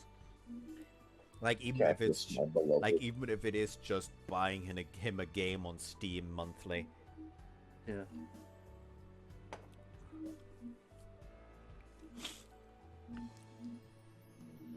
ひどいよ、そんなこと言うお父さん。ゆうくんは運動が得意だし、ゆうくんと一緒に遊ぶのはすごく楽しい。それなのに、お姉さんの絞りかすだなんてひどすぎるよ。ゆうくんはゆうくんでいいんだよ。だから自分はいらない子だなんて思っちゃダメだからね。 I mean, what's there to think about? In the eyes of his parents, he literally is.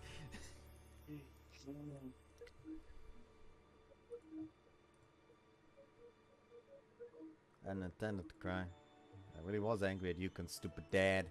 The way he didn't belong in his own home reminded me of so much of my own problems. Sort of got jumbled together in my mind. Couldn't help shouting as that it wasn't true. That I wasn't unwanted. Sorry, don't cry, Sachi. 私の方こそごめんね。急に泣いちゃったりして。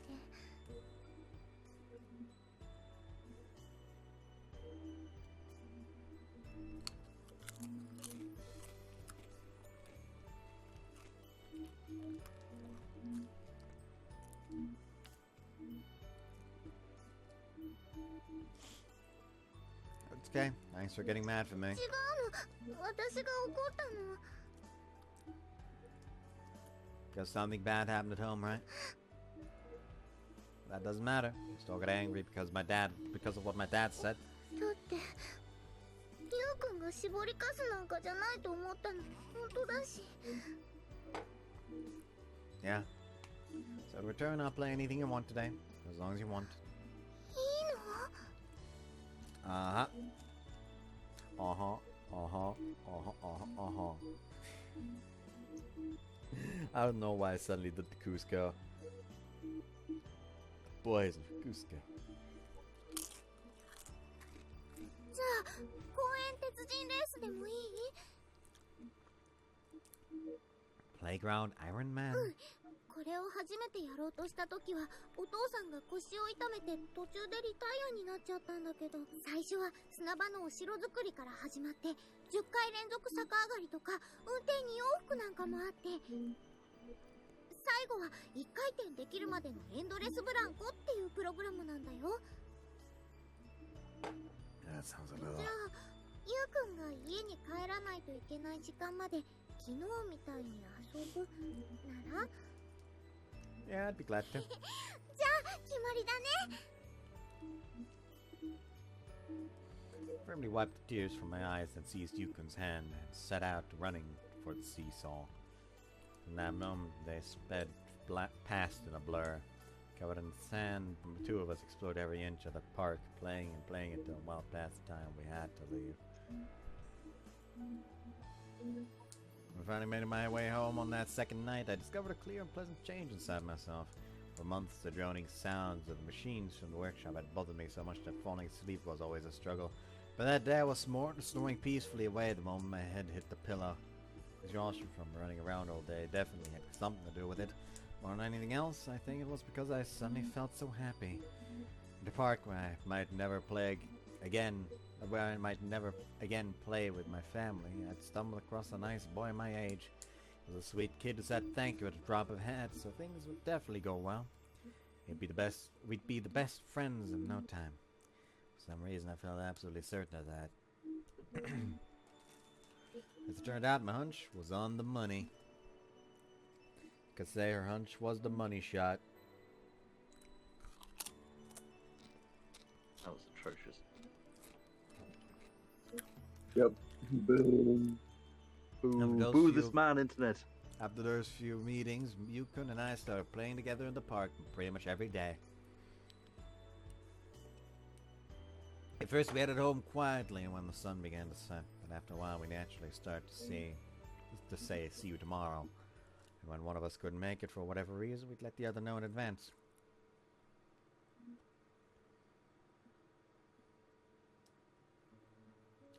Sachan, what are you doing over there? ってゴミを拾ってるんだよ。 Yeah, but だっ why? て次にこの場所で遊んだ時綺麗だった方が嬉しいでしょ。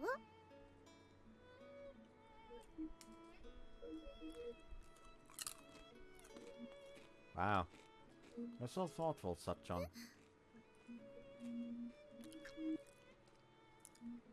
I mean, tons of people might think the same thing, but that doesn't mean they'd clean up the mess themselves.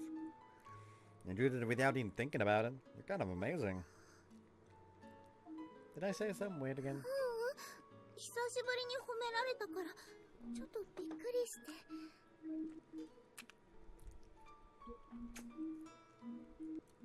Fucking Dido dust. You haven't? 昔はね、私が頑張ったらお父さんとお母さんが褒めてくれてたんだけど。 God, I'm still fucking waiting desperately for the fucking new Ancient Gear support to finally come to Master Duel. I know, kind of out of nowhere, but I don't give a shit. I want Ancient Gear Advance and Ancient Gear Commander. I want the Crowler card.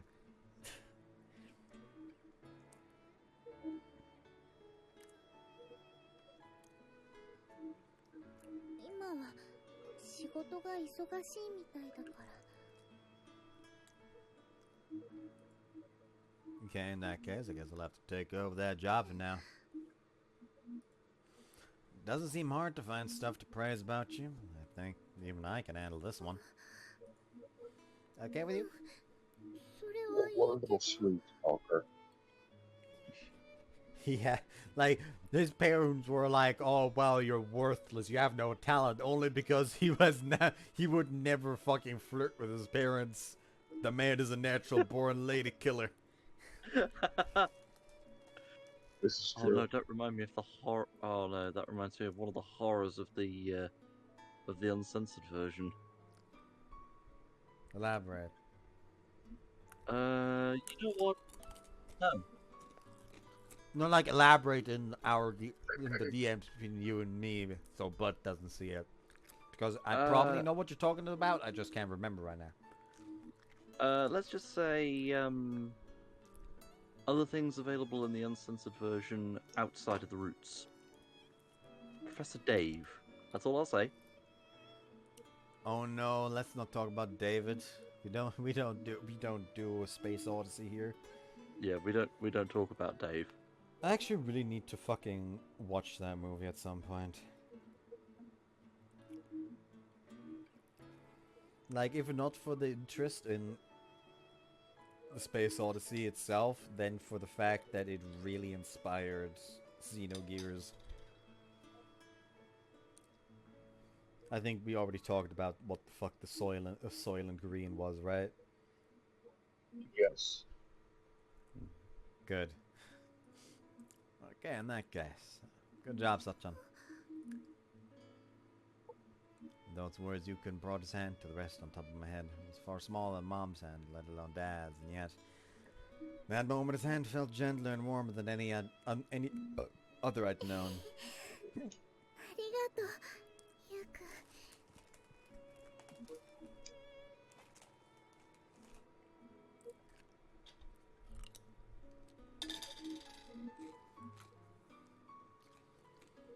You couldn't just play with me. He gave me the attention I'd been craving. When I did well and tried hard, he'd compliment me right away. When I messed up or tried something risky, he'd give me a few gentle words of concern.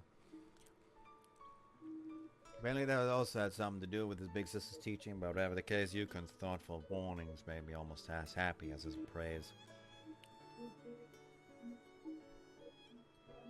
Lately, I'd started to wonder why I was trying so hard when no one even cared enough to look. But now Yukon was watching me.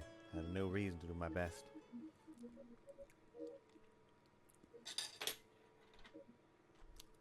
それじゃあ見ててね。行くよ。 She brings home like an ace test, and he just says like, "Wow, almost as good as my sister." And on that day, Sachi had built the vendetta. Yeah, be careful, okay? She's the one that made the bus crash. Yeah, Sachi she actually placed the knocked metal tire. sheet. She slashed the fucking tire. Like she waited by the fucking edge, just hanging from the fucking cliff, just like beat up just to slash the tire as it went past. どう私ちゃんとできてたかな。 Yeah, you spun all the way around perfectly. ありがとう。 That's really amazing. I'm not much good at the horizontal bar or anything, but I've never done a forward flip even そ once. んなにすごくはないと思うけど、今日初めて成功したから最初はゆうくんに見てほしかった。 Did you ever have to do like a flip on a horizontal bar in gym class? No, don't think I ever did. I did. Like, here's the thing. both- It's like they asked us to like heave us up with a flip down, and then jump off properly. Like, that's what they asked us to do in fucking PE class. Like, in like 11th grade and stuff like that, we actually had PE class, but like it was supposed to like be separated in like 1, 2, 2, 1. Like, first half of 11th grade you had one of the single sports. Then second half of 11th grade you had one of the team sports. First half of 12th grade you had one of the team sports, and second half of 12th grade you had one of the single sports. And athletics like that, like acrobatics, was part of the single sports that I was put into. So they just straight up were like, alright, just do like a flip on a horizontal bar. Like, just flip onto it, do a flip, and come back to resting position, then do a flip and jump off. And I don't know why they asked us to do this shit.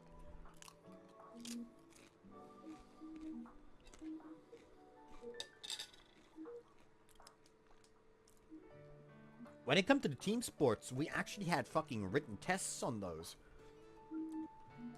Like, I wanted to go for volleyball or basketball. Sadly, I was put in fucking soccer. The last fucking option I wanted. Like, I was good at volleyball. I was even better at basketball. And they fucking put me in soccer. The first time around. The second time around, like, after I repeated 11th grade, I didn't even get to the second half. Because I literally was like, I arrived at the halfway point of 11th grade for the second time and was like, I can't graduate like this. I would just fucking leave school.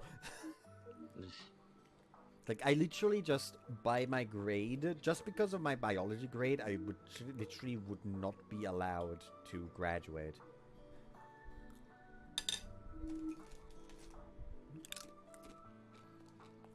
Actually, no, it wasn't my biology grade, it was my chemistry grade, I think.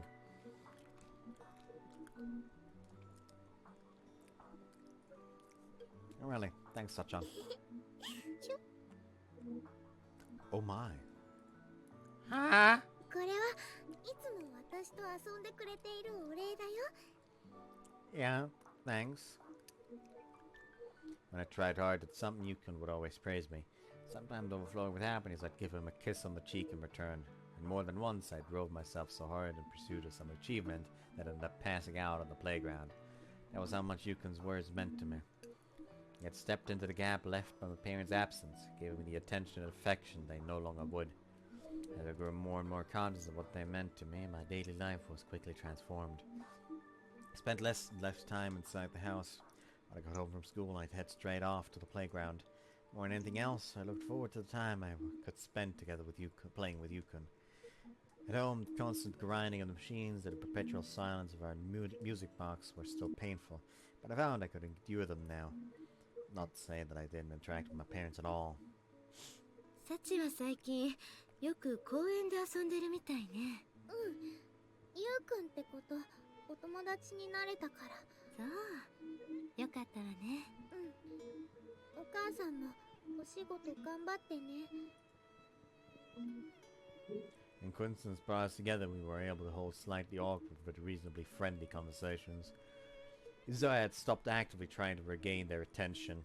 In contrast to the steadily shrinking place my parents held in my heart, Yukon's presence grew larger and larger by the day. Wish I'd hurry up and be tomorrow so I can play with Yukon. What did you say, bud? Poor Sachi. Her parents were fucking up left and right. It didn't take long for those feelings to blossom into a faint but unmistakable love.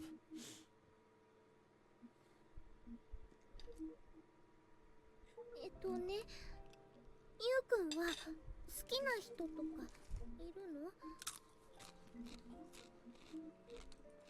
の？ Like I said before, I guess my sister? そういう好きじゃなくて結婚したい人とか。 Mary?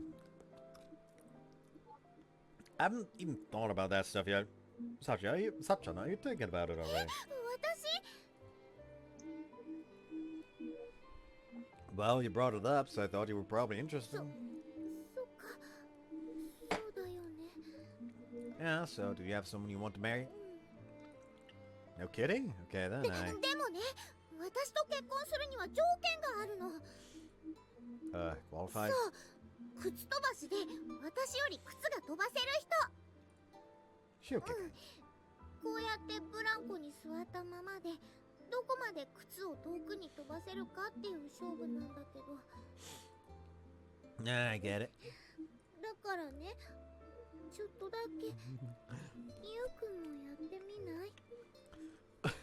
And now she has entered the curse of constantly being better at shoe kicking than him, so she just has to sit there in fucking agony and she's like, fuck, how do I salvage this situation?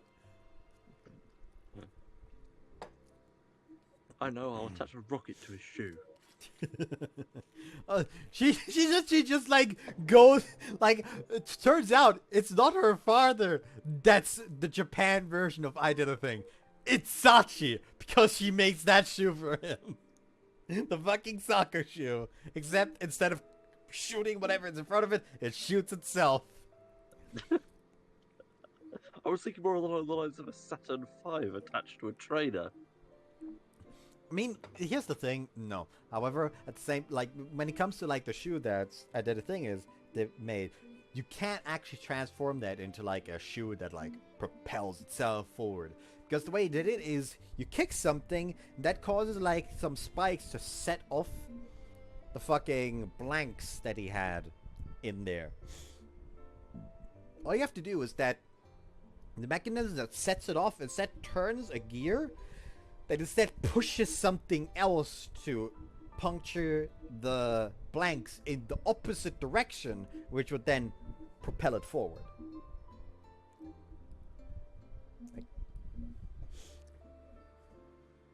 All you have to do is make it sensitive enough to where the motion of just kicking something away is enough to set it off.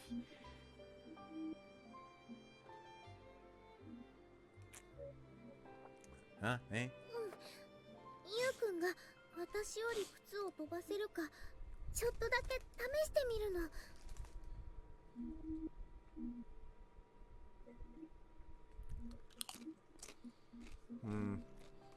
That was kind of fun, I guess. Sure, I'll play. じゃあまずは私からね。 Confident, huh? Well, it does seem like something you'd be good at, Sachan.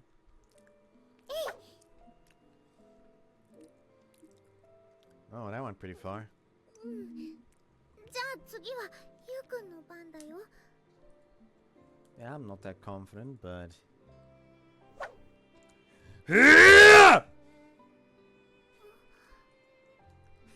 Guess I can't beat you after all, Sachan. Perfectly went a little easy on my kick, but I still ended up beating Yukon.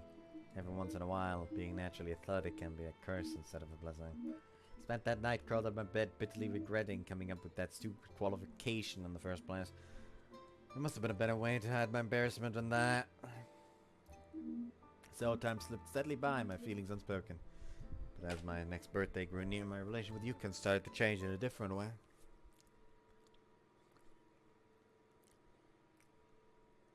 それでね、その時はお父さんがお母さんのことを怒らせちゃって。で、ゆうくん？ Oh, sorry, I was kind of spacing out. もう、ゆうくんが私の家のこと聞きたいって言うから一生懸命お話ししたのに。 Yeah, you're right, sorry. Yukon had always listened intently to my stories. This was the first time I could remember his attention wandering in the middle of the conversation. But my unease was relieved quickly enough. He apologized and listened to the rest of my story. Figured he must have just had something on his mind that day.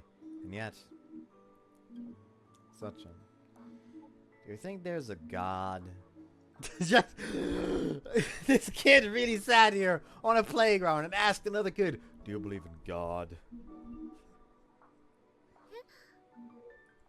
You know, the one who knows everything and can do anything.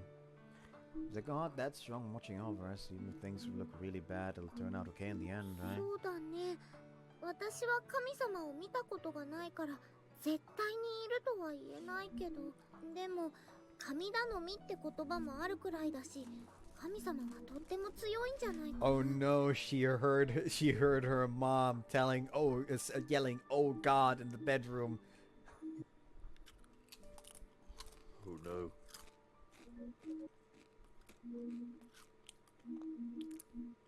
That's right. That's gotta be right. God's gotta be really powerful. 多分。 That's what I thought too. Thanks, Sachan. Sometimes he'd suddenly talk about God or other weird stuff. More importantly, he'd sit rocking on a swing and staring off in the distance with a blank look on his face. It was the old familiar expression from the first time I met him, the expression he'd stopped making after we became friends. He had a vague idea that something must have happened at Yukon's home. I was still just a kid, powerless to offer any real help. When Yukon asked me those questions, I clearly searching for reassurance. All I could do was listen and nod and try to hide my concern. At the same time, the blizzard of work that had buried my parents for a long time was finally starting to slow down a bit. Machines weren't clattering quite as late into the night as they used to. Once or twice, I went home early to find my parents making small talk with strangers in suits. Like most kids, I did get pretty curious about what the adults were talking about, but when I eavesdropped, all I got was a whole bunch of words I didn't really understand flying back and forth. Got the idea they were talking about the machines in the workshop, but the specifics went right over my head. Probably buying replacements for the old machines while it's not so busy. But a few days after I reached that conclusion, our housekeeper told me that she'd be leaving the job. Apparently Mom told her she'd be able to handle the chores by herself again. It was nice that my parents were getting less busy and that Mom would be looking after the house again, but at the time my mind was so full of anxious thoughts of Yukon that I couldn't manage to feel happy about anything else. They'd been showing up at the playground a lot less frequently.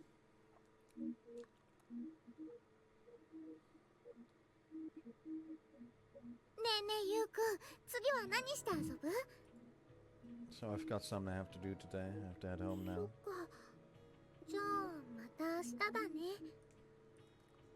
I don't think I can come tomorrow. But I'll play with you the day after that, okay?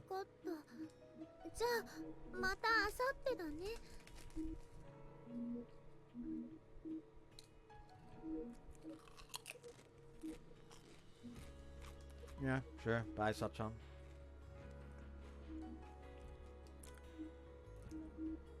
Meetings slowly grew fewer and further between. The loneliness reminded me of the painful days when my parents had first begun ignoring me in favor of their work. Watching helplessly as Yukon trudged away, my mind churned with sadness and fear. I was afraid Yukon's going to leave me too. Couldn't let that happen again. Couldn't let another person I loved abandon me. This time I had to stop it somehow. Next time I saw Yukon, I decided to use my birthday as an excuse to coax him into spending more time with me.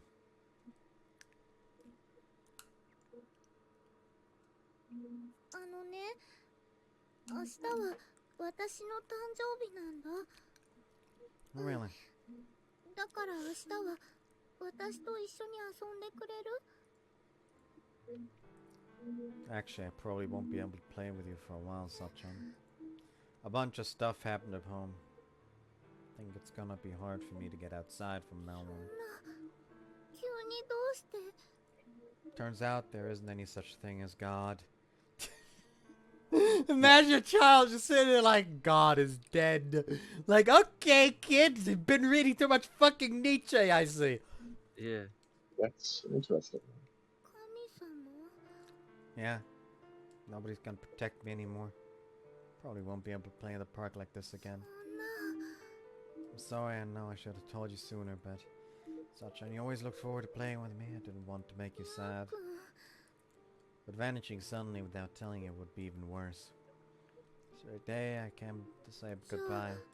ゆうくんとはもう会えないの？ I don't know for sure, but it's definitely possible. I snuck out of the house today, so I have to get back before Dad notices. ねえ、明日は私の誕生日なんだよ。 I'm sorry I can't celebrate it with you, Sachan. Okay, I'm gonna go now. 待って、ゆうくん。どうしてもう一緒に遊べないの？私そんなのやだよ。せっかく仲良くなれて、これからもっともっとゆうくんと遊べると思ったのに。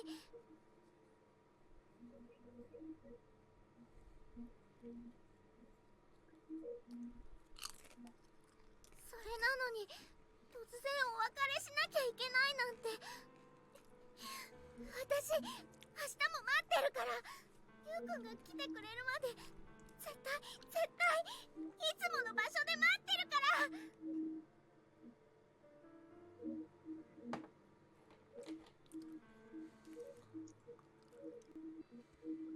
Ryuko slowly walked away for the very last time. I yelled at the top of my lungs, more loudly and more desperately than I ever had before in my entire life. I never paused, never turned back. Ryuko's leaving me. It was right. Everyone I love abandons me. Paralyzed by a miserable self-pity, I couldn't even chase after him.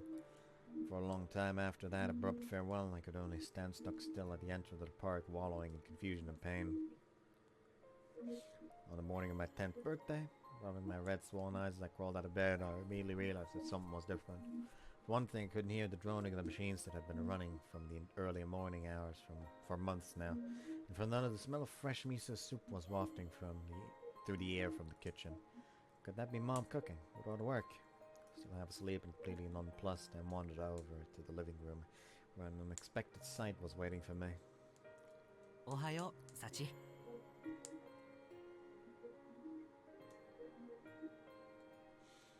Like, I'm being entirely honest. I do not really know what it feels like to have both parents working.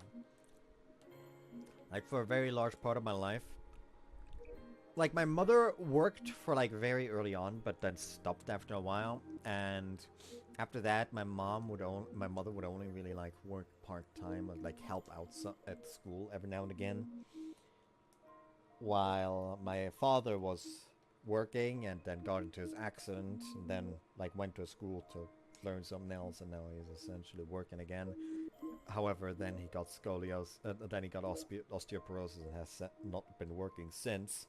So for me, like, the majority of the time, like from 2 to 3 p.m. onwards, most of the time both parents are home currently. Like, and even when I was growing up, like, still at school, a lot of the time, like, sure, my father was, like, gone every now and again, but he was mostly gone from like the early mornings and was just at home in the afternoons.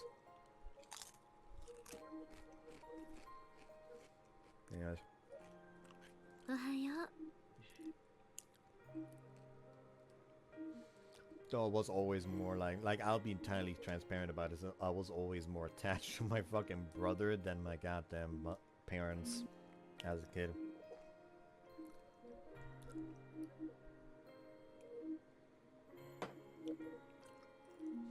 Mom and Dad were sitting next to each other on the far side of the table, almost as they'd been waiting for me to wake up.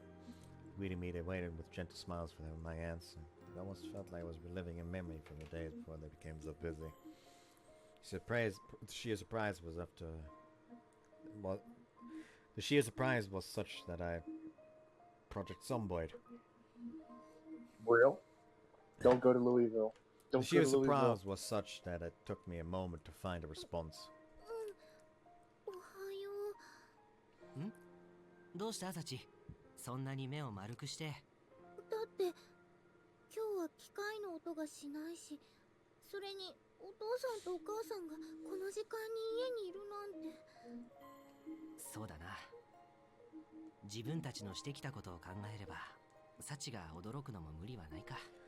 I mean, based on the fucking, you know, the way that's been going, because we know that she's 10 now, and they were already fucking neglecting her for like half a year when she turned 9. She's been neglected by them for a year and a half.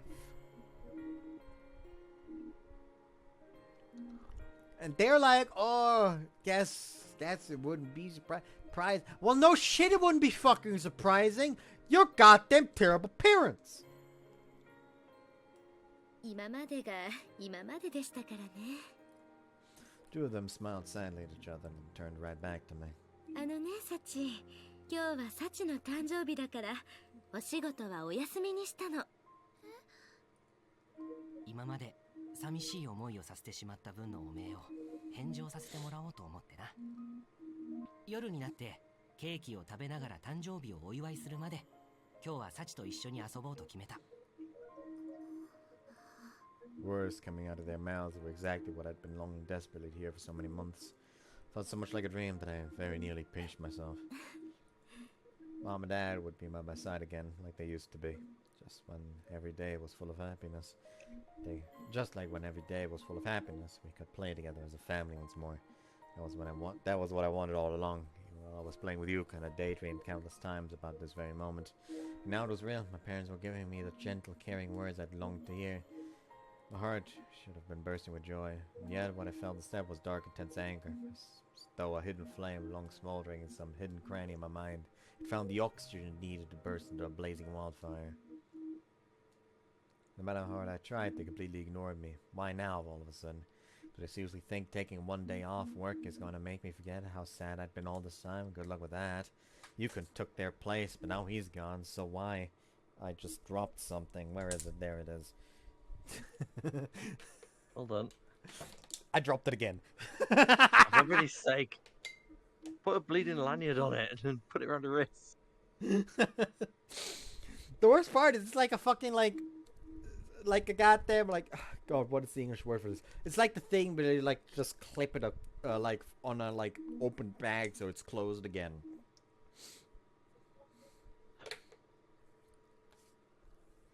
Know what to call them right now. Oh well, who cares? Why now? Why do they think they can just call black bitterness spreading through my body, lifting my head to give my parents their answer? いいよ。別に遊んでくれなくてもいい。私は一人でも平気だし、お父さんとお母さんが大好きなお仕事を休んでもらってまで一緒にいてもらおうなんて思わない。だからそんなに私の誕生日がお祝いしたいなら二人だけでやればいいんだよ。 The instant those silky words left my mouth, I bolted out of the living room. 待ってサチ They called out to me from behind, but I just kept running out of the door and away from our house. House? Away from our house. Not that I was headed anywhere in particular. Anyway, I would be fine as long as Mom and Dad weren't there. I didn't want to see their faces. I don't want to hear their voices.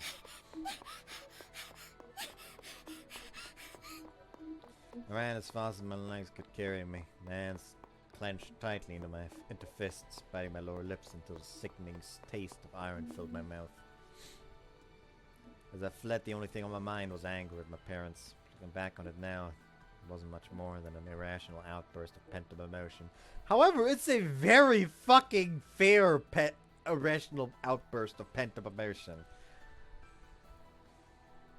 A child has been abandoned by the parents that they're very, very caring for a year and a half.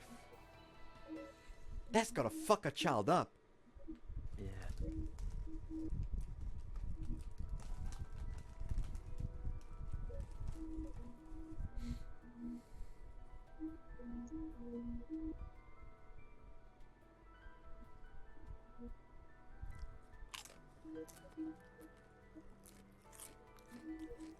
But still, rather than feeling happy at their promise to celebrate my birthday together, I was outraged my parents were wrapping up all the sadness and pain I'd felt for so long into those bland words about feeling lonely.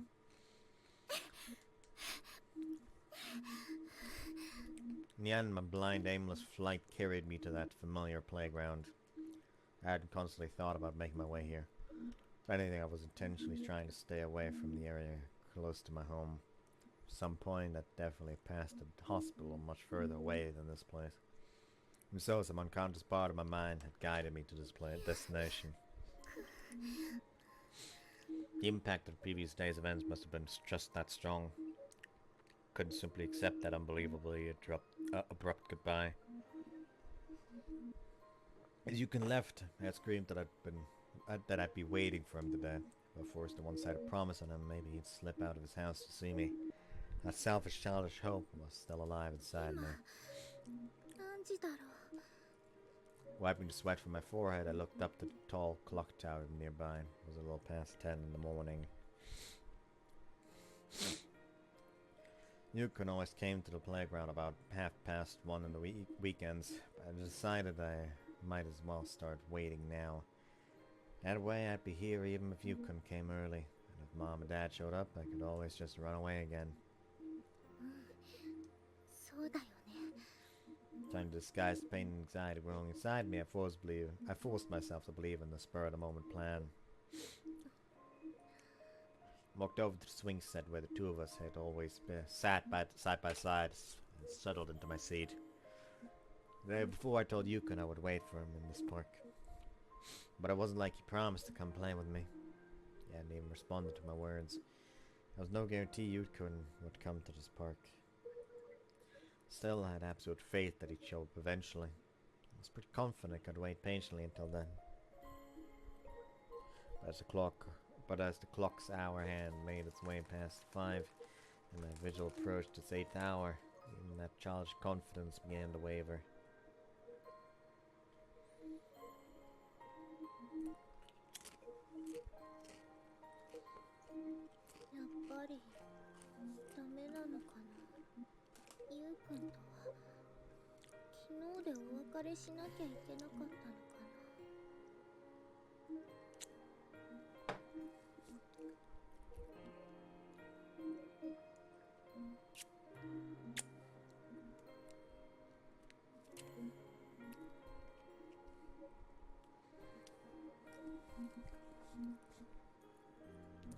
Playground that had always felt so too small for us suddenly seemed an unmisbelievably large and empty space. You could have told me clearly enough that he couldn't play with me anymore. That even getting outside would be difficult from now on. Could even make it to the park if he wanted to.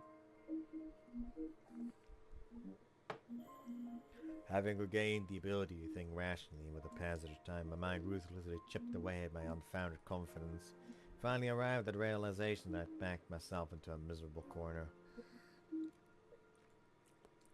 Once that timid thought passed through my mind, it was only a matter of time. Painful emotions I'd been covering up with my anger came bubbling back up to the surface. I was really mean to Mom and Dad again.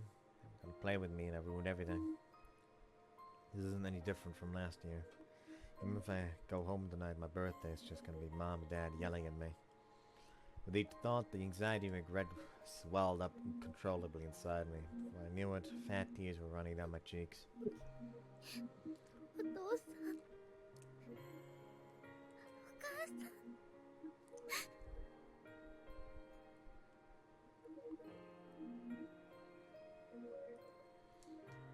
ん。サチ。 When I squeezed my eyes closed to shut out the world, I saw my parents in my mind's eye, their faces gentle and kind. No matter how lonely they made me, and no matter how much I tried to hate them for it, in the end I still loved them both very much. Sachi! And the moment I finally understood, I thought I could hear those same familiar voices, not in my memories, but somewhere nearby. Sachi! Sachi!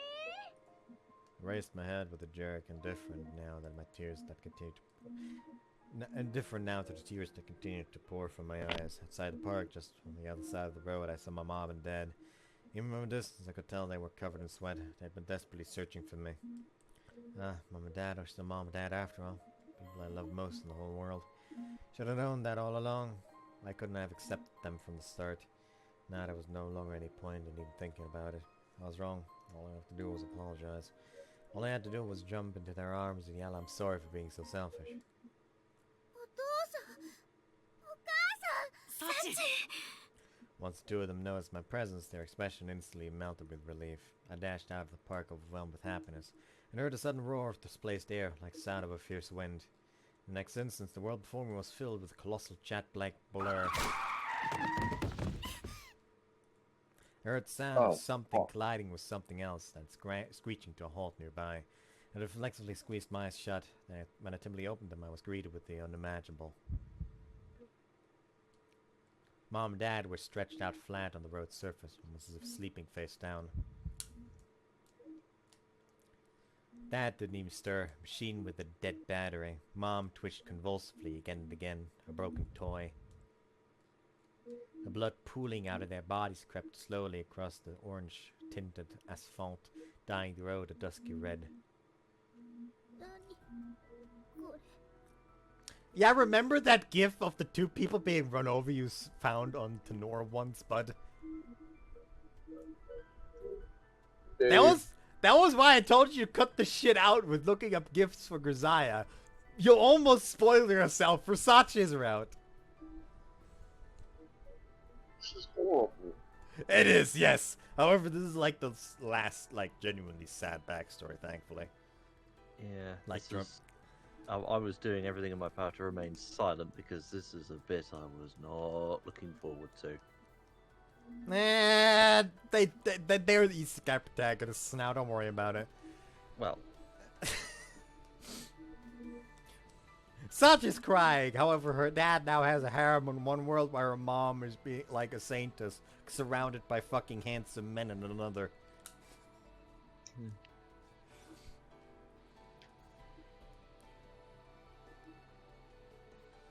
Actually, that would be a really interesting idea for a manga, like a couple gets isekai'd, but into different worlds where they're both like the harem protagonists, quote unquote, but both of them are like, nah, fuck any of this.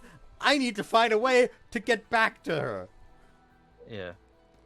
Like God tells him, like, oh yeah, we're gonna like reincarnate you in two different worlds because we don't have two slots available in one world. So they just decide, all right, we're gonna find a way back together. That would actually be a really interesting isekai idea.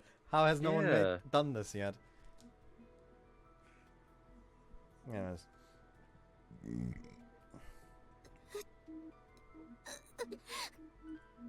His agonized groans, so totally unlike any other sound I'd ever heard my mom make, filled me with a terror too pure and primal to express my words. My ears had begun to ring as if to drown out the unpleasant sound of the truck's engine idling nearby. With every moment that passed, my breaths came faster and faster. I couldn't fully grasp what had just happened before my eyes, but instinctively understood that it was something so awful as to wipe everything that had come before into complete irrelevance. So we agree that this is going to be the temporary thumbnail before Cactus makes his, right? Cactus, I just know. You need to send this cactus. I just noticed that my face is covering Sachi's like horrible, terrified face. There you go. Yeah. People get to see it now as well. Cactus, you need to save us. Save us, Cactus. Yeah, come up with a, come Bud up is with an honest begging thumbnail. you. Bud is begging you. Please, Cactus. Hold on. Hold on. I want to confuse the man. Hold on.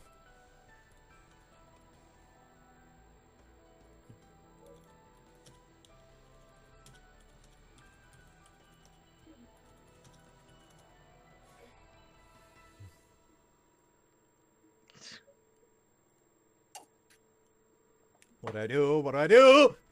Right, I've got to call for help. Times like these, calling 911 first. My mind was still capable of thinking about what I should do next, and yet my body was frozen on the spot as if physically rejecting the incomprehensible situation Uses before me. 911 as well. No, I don't think so. They just probably decide to make a 911 so make it easier to understand. Yeah. Actually, you know what? We don't need to do this.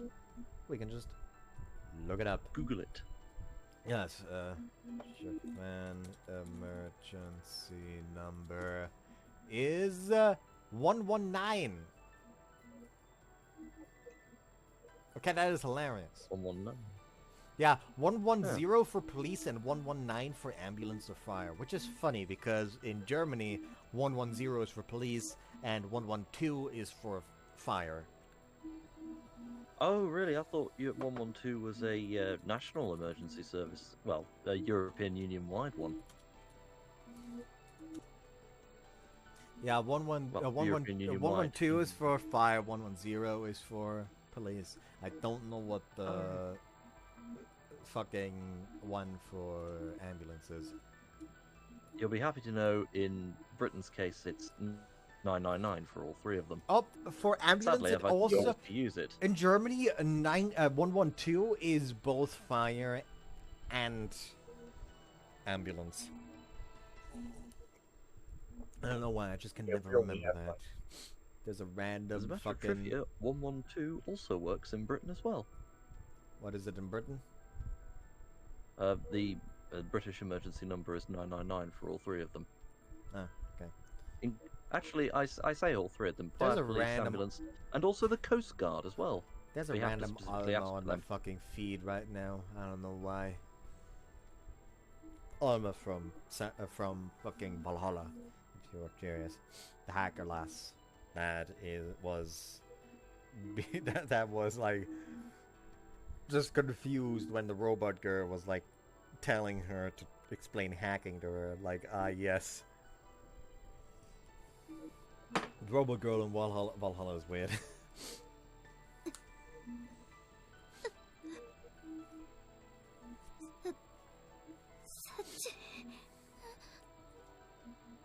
Sound of my name, I turned my eyes back to the ground. My mother was dragging herself slowly across the road towards me, desperately trying to communicate something. Sight instantly reduced me to a panicked frenzy. All I could do now was shriek her name. Lifting her trembling upper body, I was slightly off the ground. She slowly raised her face, and then...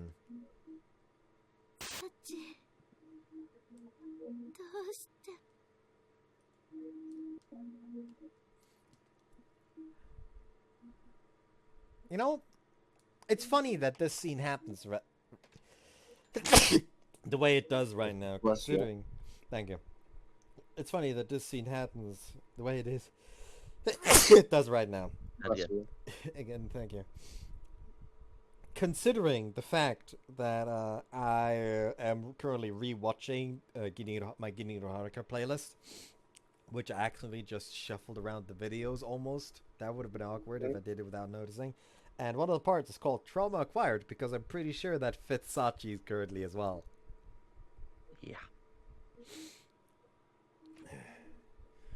Yeah, I'm currently on the adult arc for Mizuha. After that, I'm going to go watch the high school arc for Nashiro because I don't know why I just like got bored of Nashiro. That sounds horrible, but I just did. I can't help it. Nashiro's just kind of like the worst route. I can't help it. Anyways. I just spoke those words. Realistically, she probably just wanted to know why she ran away, but it sure sounded like fucking accusations. In that instance, I thought I could hear some snap inside me. As my body began to quiver uncontrollably, the world was covered in a black shroud. A split second after the buzzing drone inside my head finally went silent, I lost consciousness entirely. Apparently, a local passerby quickly reported the incident. It wasn't long before the ambulances carried us away. Not that I remember any of that. Wait, hold on. So, it took a local passerby to fucking report the accident instead of the fucking truck driver?! Probably went into shock. When I opened my eyes... Like, here's the thing. Yeah, sure, he went into shock, but I feel like the shock should have been like... Oh, like, just cured by the oh shit of seeing a child pass out in front of him at the site of the fucking accident. Not that I remember any of that. When I opened my eyes for the next time, a full day had passed and I was lying in a colorless hospital room.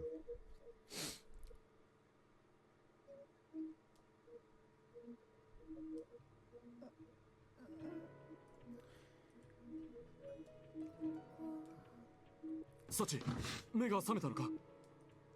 I heard a chair scraping against the linoleum floor nearby. A moment later, a familiar face appeared before me. I'll be honest, I read Akihiko for a second, and I thought it was the Japanese emperor. No, Or I was more so thinking about Persona 3.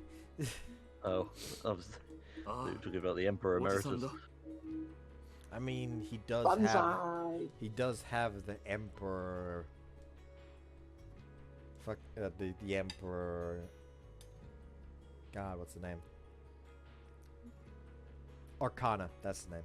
The Emperor Arcana persona of the group. それより体は大丈夫か? どこかが痛かったり気持ち悪かったりしないか?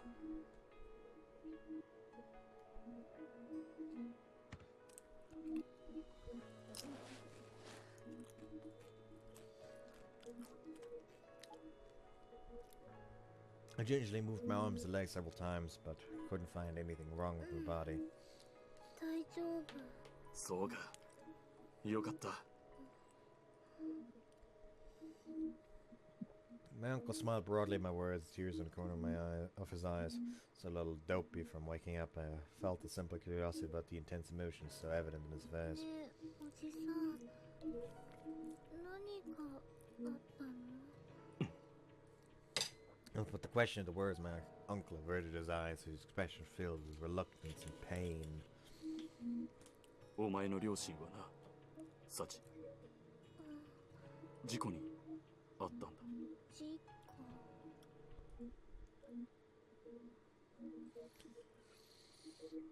As I dully repeated my uncle's words, a memory that had slipped clean from my mind slowly re-emerged. Small park died in the light of the evening sun. The smell of burning rubber, sound of the truck idling. And finally, Mom and Dad lying in pools of their own blood.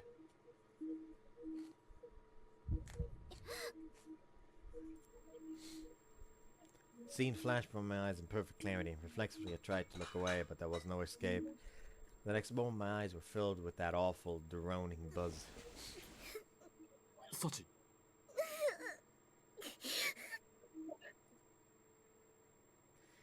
My field of vision slowly grew narrower, and a choking sense of paralysis spread throughout my body. It felt as though my body temperature had suddenly plunged. A violent wave of nausea and a splitting headache attacked me all at once. Oi, Sachi, 大丈夫か?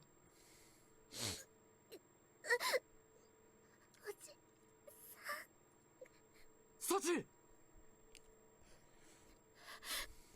先生、サチが目を覚ましたんですが、急に苦しみ出して。 As the world grew dim before my eyes, I could vaguely make out my uncle shouting desperately for someone's attention. Wait, I can't see or hear anything. Oh, I guess I'm fainting again. The instant thought ran through my head, I plunged into nothingness. Oh, how convenient! I don't have to deal with the pain now.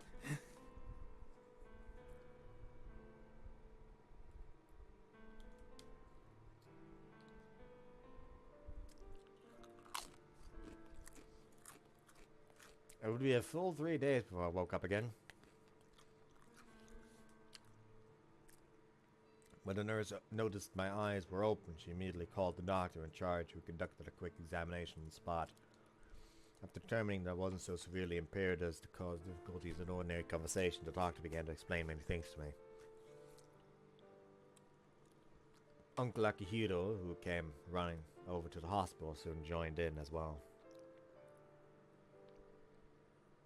That day, Mom and Dad had been in a traffic accident right before my eyes.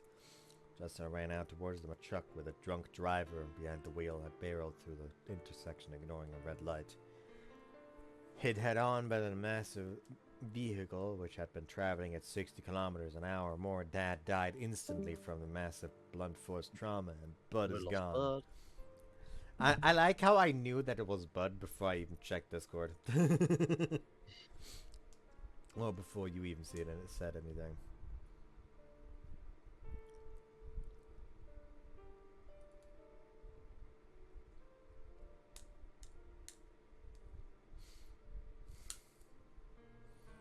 Hopefully nothing untoward has happened to him. Okay, hold on.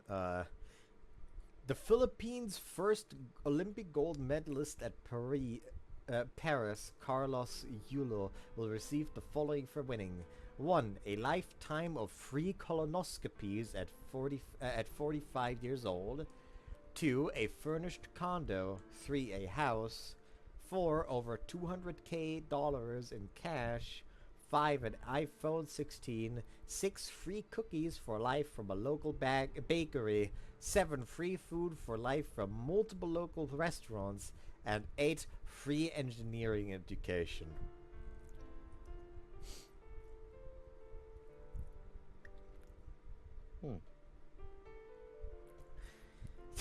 Okay. And yet people are still more excited about the fucking Turkish hitman. Yeah. Anyways, I want to take this chance that Bud is gone right now to take a piss. No bad plan. Alright, it's piss time. Hello?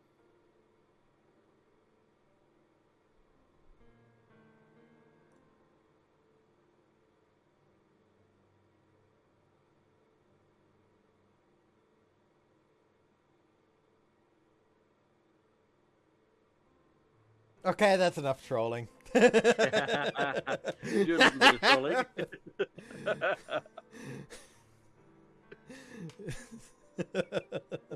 Sorry, but had to.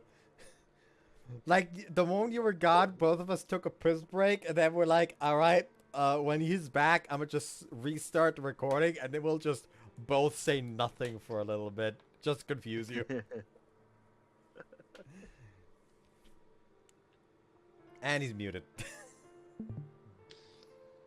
Disgust. He's disgusted at our behavior.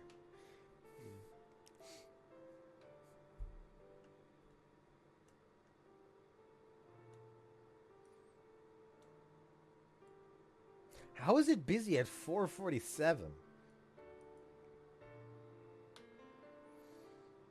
Like, it's like busy around 1, 2, 12, and then like again at like fucking 6. That's like usually the busy times that I am aware of.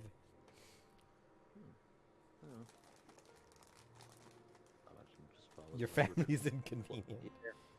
Yeah, they would be. How's Yeah, the real goats, life by will the be way? that.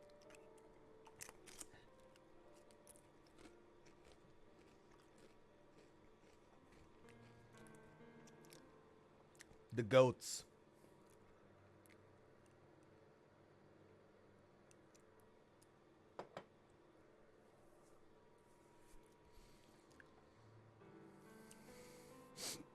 Very nice. I am actually eating goat cheese right now, so yeah. Kudos to them. They make very good stuff.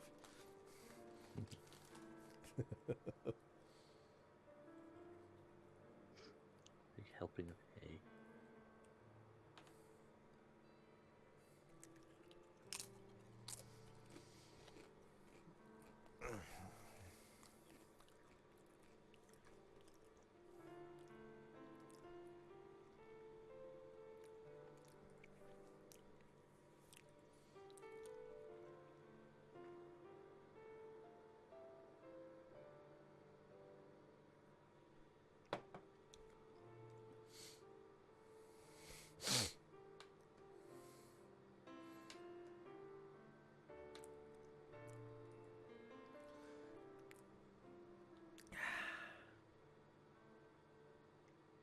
Alright, I assume we're ready to continue?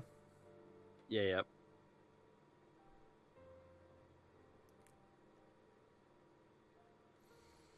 Alright, Hello.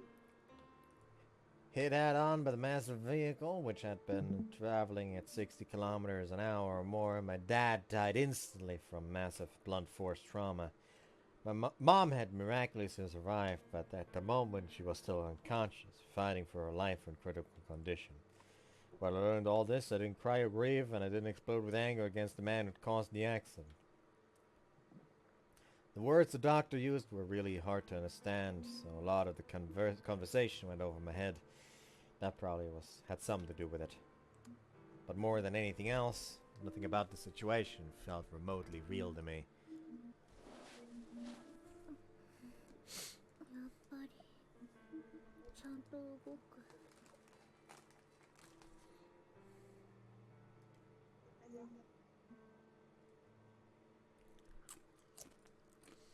And my night finally alone in my darkened hospital room, I flexed my legs and arms thoroughly.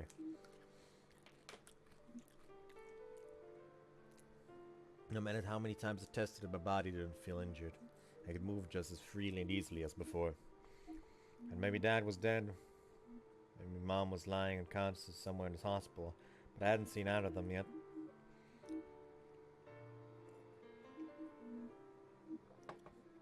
So maybe everyone telling me about his accident was just lying. Maybe if I were to get up out of bed and head home, straight home, my parents would be waiting for me there. My thoughts persistently returned to these comforting paper-thin theories. お医者さんが嘘を言うはずないし。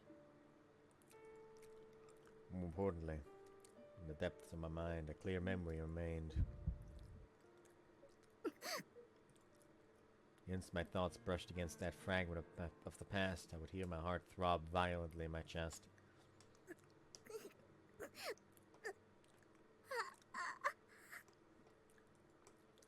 This time the shrill buzzing that had accompanied the similar incident 3 days earlier was conspicuously absent. In exchange, the most severe headache of my life fell upon me with all the suddenness and force of an avalanche. A sharp burst of pain, as if my body was warning me not to touch an open wound, robbed me of the will to think. Then I'll just stop trying and sick of fainting.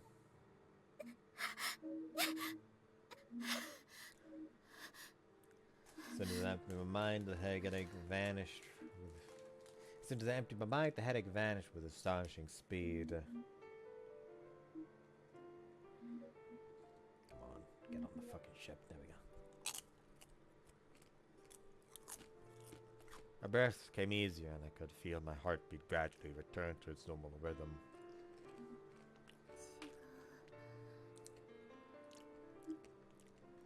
There's something wrong with my body after all. Nothing like this ever happened to me before that day. 私の頭に残ってる。As my mind began to reach a conclusion that I didn't want to accept, I momentarily recalled the agony I just endured. And if I remember what happened, that pain will come back. The ensuing wave of terror wiped all else from my mind. Pulling the blankets over my head in search of refuge, I waited for the morning to come.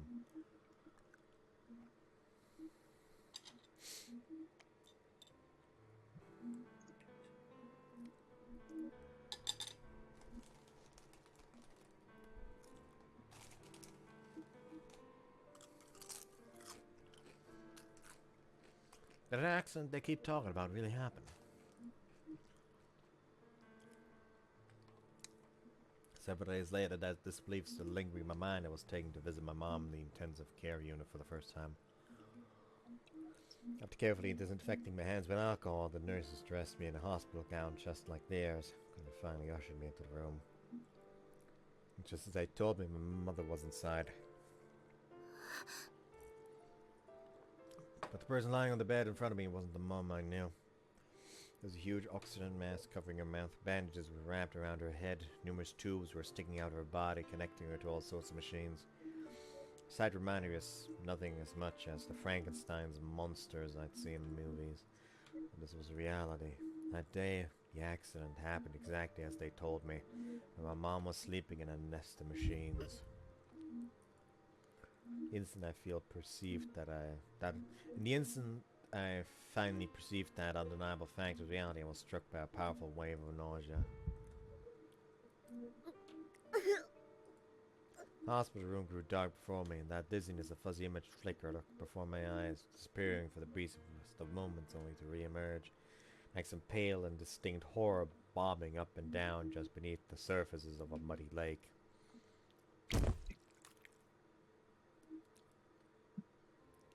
Unable to endure the sickness swelling up from the core of my body, I vomited up the contents of my stomach on the spot and was hastily carried out of the room by the nurses who had accompanied me. After that, I tried to return to the ICU numerous times, but the outcome was always the same. The moment I saw my mother in the hospital bed, I experienced severe nausea and was quickly removed from the room. My doctor took these events very seriously and eventually forbid me from visiting mom for the time being. That night, I laid awake in bed until well after the lights had been turned out, unable to finally fall asleep. I hadn't suffered any real injuries, so sitting around all day often left me with too much physical energy. Sometimes I would go an entire day without feeling hungry or lie awake in bed for hours.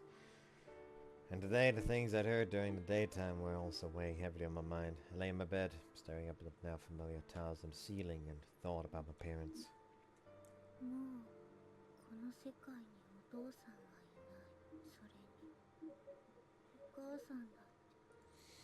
She might never open her eyes again. Sometimes I'd overhear my uncle talking about it with the nurses in lowered tones. Apparently Mom was sick with something called a persistent vegetative state. She's a vegetable! We can make her into soup! Sorry. Please, no more Soylent Green references. Soylent Green is people!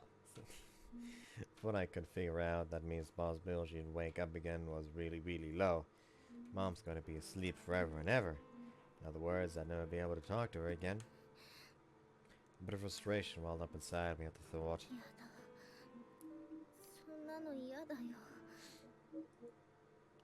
But no matter how I tried to deny the reality, nothing would change.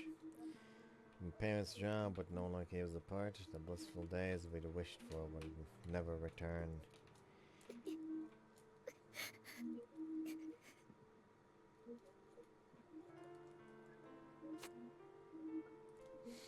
The more I understood the situation, the heavier my despair grew. Tears spilled relentlessly from my eyes.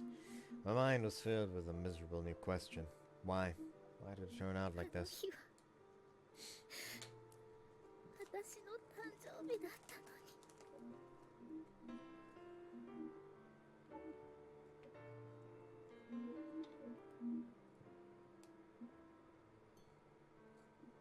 Wonder how Cactus is enjoying the suffering of his waifu. No idea. Yeah, I think he's probably going to be, I think enjoying is a Yeah. loose term. Well, frankly, enjoying watching him suffer will be the only fun we're going to get out of this route. I wonder what the thumbnail's gonna be. That'll be fun to wait for. Yeah.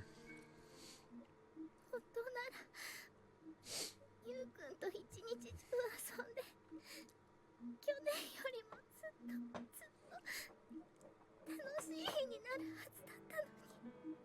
Don't drink and drive. But in reality, I hadn't been able to see him.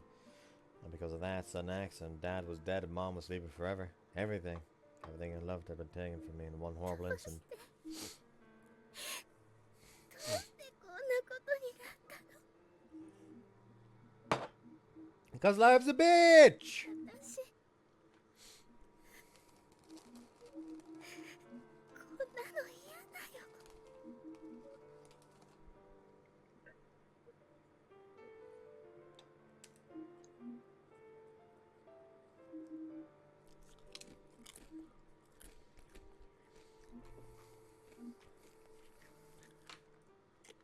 どうして When I squeezed my eyes shut in an attempt to escape the cruel reality of my situation, I thought I heard someone's voice in my mind. ねえサチどうしてあの時家を飛び出してしまったのどうしていい子にしていてくれなかったのお母さんもお父さんもトラックにはねられてとてもとても痛かったのよ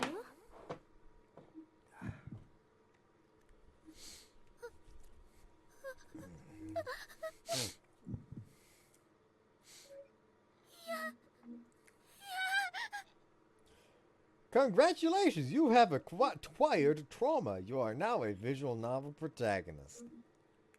You are now justifying the pink hair you have in being a protagonist.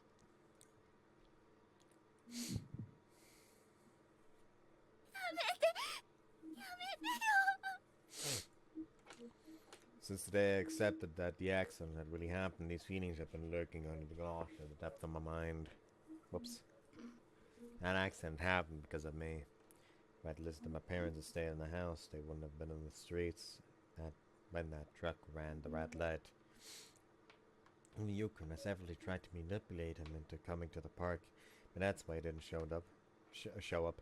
Maybe he just finally got sick of me. In other words...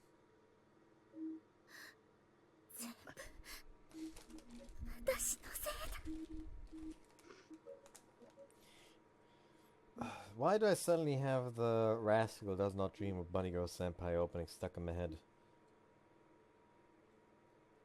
I think your mind's desperately trying to purge the trauma of what you're watching. No, because she said like something like, hold on, let's just repeat the voice line. It's the say part, because like this opening of the... because the opening of Bunny Girl Senpai starts like kimi no ze, kimi no ze, kimi no ze, de takari, de. I don't actually know the fucking lyrics, it just always sounds like that to me.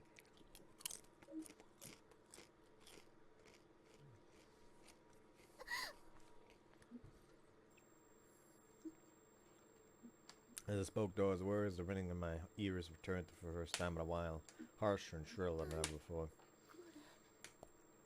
A dull paralysis spread throughout my body, very similar to what I used to experience before fainting from overexertion on the playground. But a venomous chill crawling up my spine clearly signified that this was something else entirely. Some shadowy and familiar and malevolent was attacking my body. My heart thumped violently in my chest. In that moment, the world froze around me. The air wasn't cold. It was solid ice, so frigid as to cause physical pain. My clenched teeth began to chatter loudly. My mouth opened wide.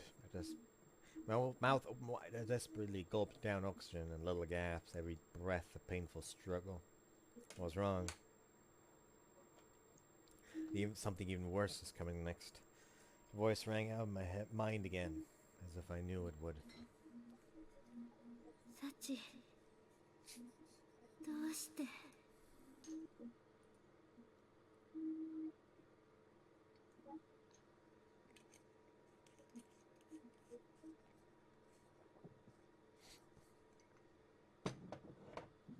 Game? Hello? Okay, Hello? just empty fucking voice line. Text box, I mean.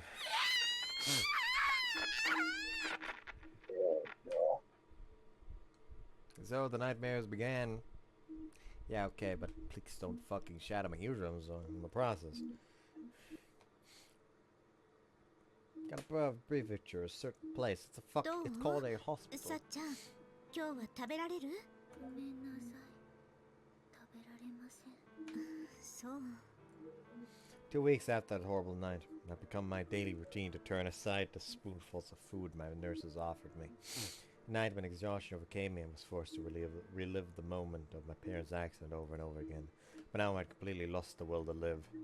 Nightmares didn't just play back my memories of that day. They caused me physical agony incomparable to any suffering I endured while awake. My appetite disappeared in a matter of days. But of course, I didn't get any real rest. Give her the food that she refused to eat to fucking Amane in the forest. Jesus. Just airdrop it in. What? Hang on. What's the betting that Amani was in the same hospital? I mean, it looks the exact fucking same. Yeah.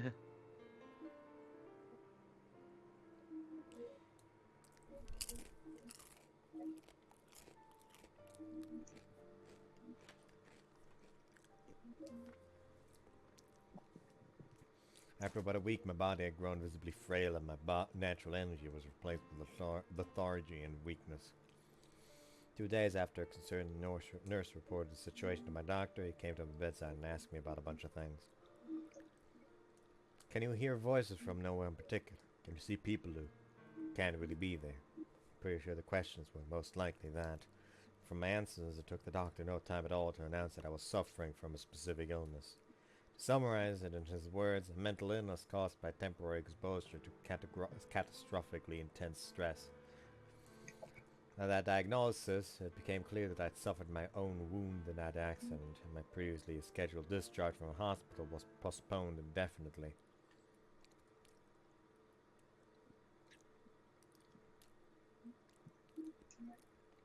Not that my stay had produced any improvement so far. If anything, it was the opposite. The nightmare still tormented me relentlessly. My treatment had progressed to medication and the IV tube. Through the tube, the nutrients I need to survive were pumped directly into my veins. Through powerful sleeping pills, they induced temporary periods of oblivious rest. God, it talked about this so much, but like, the fucking, like... God, what's it called?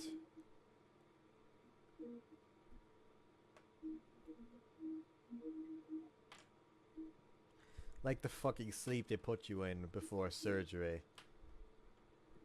Anesthesia. Anesthesis, yeah. Anesthesia. God, that feels so fucking good, man. Excuse me? Have either of you ever been put under anesthesia? No. No. Local God. anesthetic, yes, but not general. God, it feels so fucking good, man. Like, I've had it imposed on my gums twice. like they just put like something in your arm, like right in the main vein, and then they put like the mask on you, and until they tell you to breathe in deep, and as you breathe in deep, you slowly like you start to feel like your body starts to feel heavier and heavier, starting from the tips of your fingers and toes, as the feeling of heaviness just spreads through your whole body, and suddenly you're just gone and wake up in the fucking wake up room. And it's like you felt like you slept like you've never slept before in your entire fucking life. I would pay to be allowed to fucking administer that to myself at night, every fucking night. But professionally by somebody, yeah. Yeah, it feels amazing. Like, every time this has happened to me, I wake up in the wake up room and just immediately fall the fuck back asleep.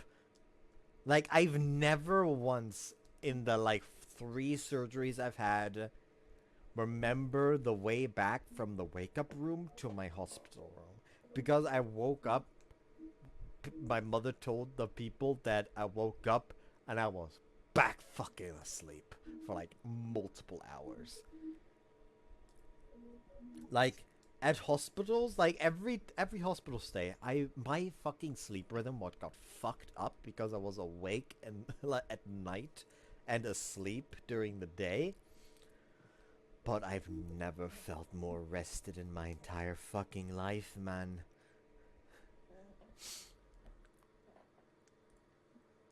One day, the stagnant routine was disrupted slightly. I learned that I had been given permission for an outing as part of a new phase of my treatment.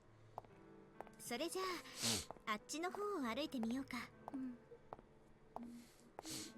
I was given permission to leave the hospital, escorted by one of the nurses on the condition that we stayed well away from both my house and the site of the accident. With no particular destination in mind, we walked aimlessly around the town.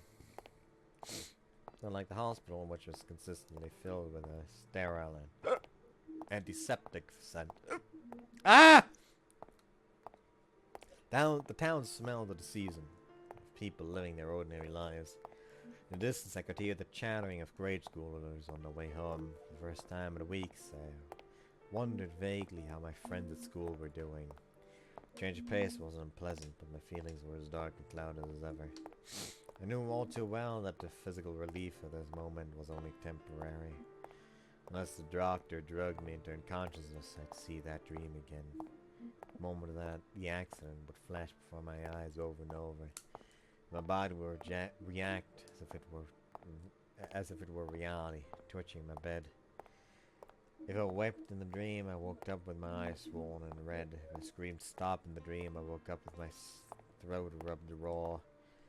And worst of all, when the loop finally came to an end, my parents would raise their blood-covered faces from the road and curse me. An incessant bitter rain of hateful words from which I was powerless to escape. Dad died instantly and Mom lost consciousness soon after the accident. The last part of the dream was fake. I didn't understand that rationally, but every morning I woke to find the burden of guilt resting slightly heavy on my mind. The border between reality and that cruel fiction grew indistinct.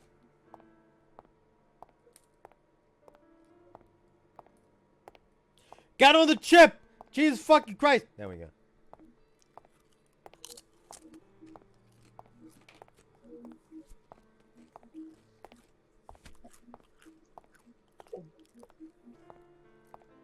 It felt entirely possible that horrible nightmare would stay with me for the rest of my life.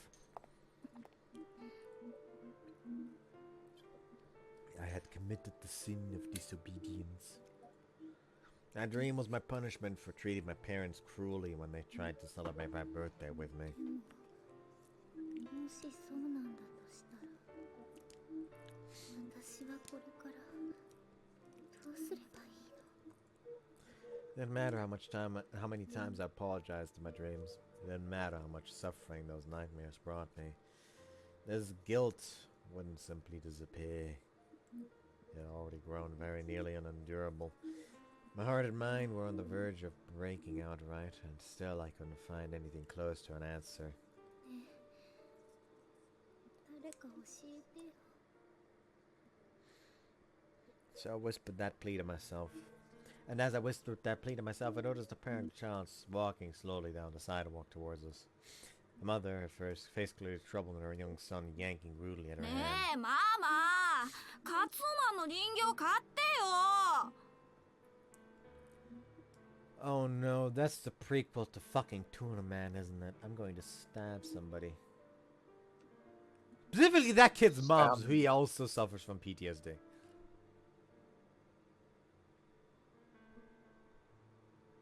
Everyone gets PTSD in this household. Mm.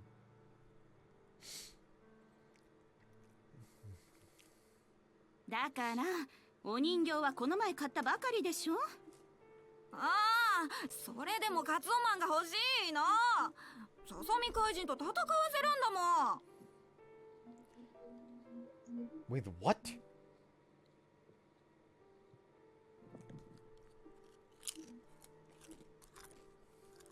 もうまたそんなわがままを言って、いつまでも悪い子でいるとみんなマサヤのことが嫌いになって誰もいなくなっちゃうわよ。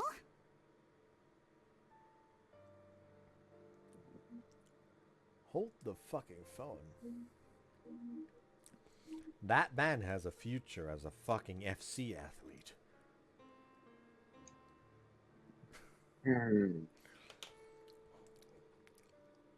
I still actually need to finish to actually play Alcana Extra 2.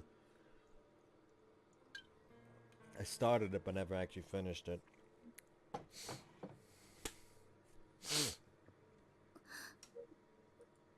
The moment I heard those words, it was though an icy hand seized my や heart. だ、そんなののやだよ。じゃあお人形は我慢しないとね。わかった。そうやってマサエがいい子でいてくれればお人形もまた買ってあげるからね。Mother and child passed by my side, their expressions completely transformed into smiles. そうか、そうだったんだ。こうなってしまったのはやっぱり私のせい。私が言うことを聞かない悪い子だったからあんなことが起こった。お父さんもお母さんも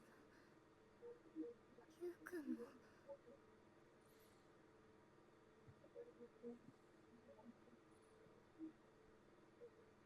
みんな私の前からいなくなったんだ。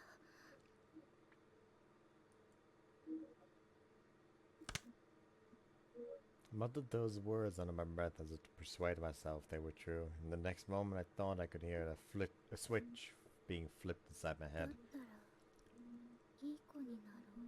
今度こそ本当のいい子に。After that episode, my body underwent a mysterious change. Went to bed that night without any sleeping pills, but nonetheless reached morning without seeing that nightmare.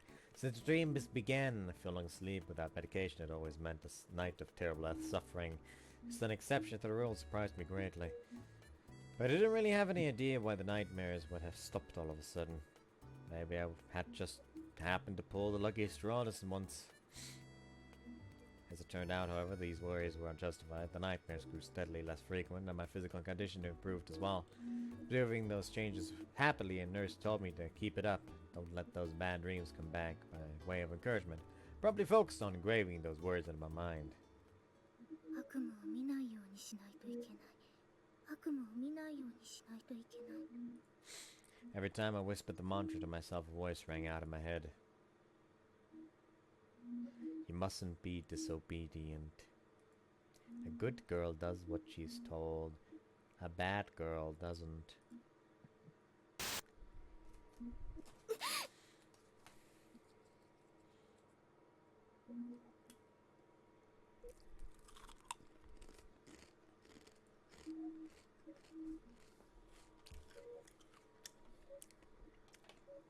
And when the voice fell silent, that scene flashed through my mind for the briefest of instants. As a warning, a reminder. Never ever would I feel that way again, so I was determined to become a good girl.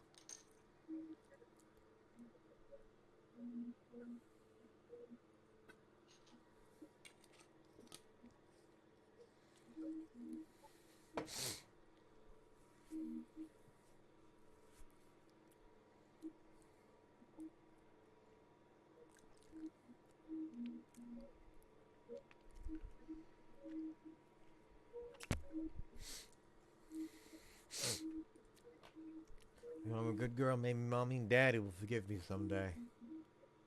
いい子にならなきゃ。いい子にならなきゃ。いい子にならなきゃ。 We get いい it. 子にならなきゃ。 For a time, my mind was filled with those words. When somebody asked me to finish my dinner, I cleansed my plate, even if it meant fighting back nausea to stuff food into my stomach. For long, I was even capable of willing myself with a conscience if someone told me to Red Dead Redemption 2. Hell yeah. If someone told me to go to sleep right away after lights out. はい、わかりました。 Whenever I said those words and nodded my assent, the nurses called me a good girl with smiles on their faces. Whenever I heard that phrase, I could feel my sin growing ever so slightly lighter, and my sense of self ever so slightly weaker.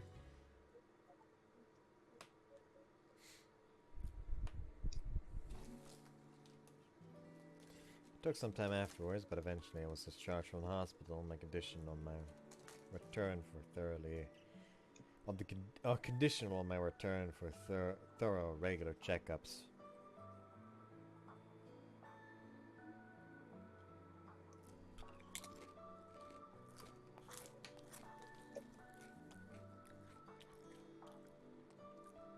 The reason naturally was that my painful nightmares had grown extremely rare and my sleep and eating habits had returned to normal.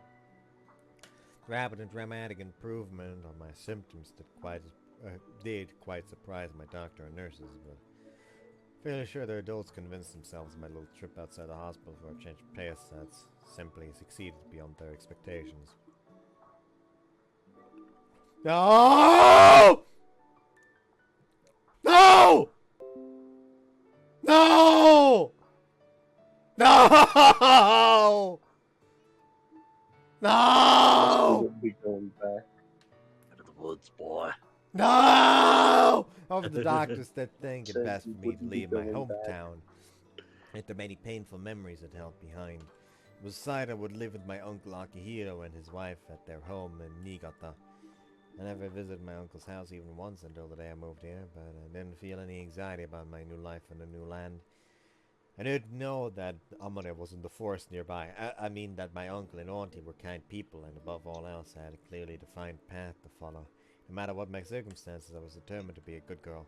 After all, my new conviction had virtually cured me of those unendurable nightmares.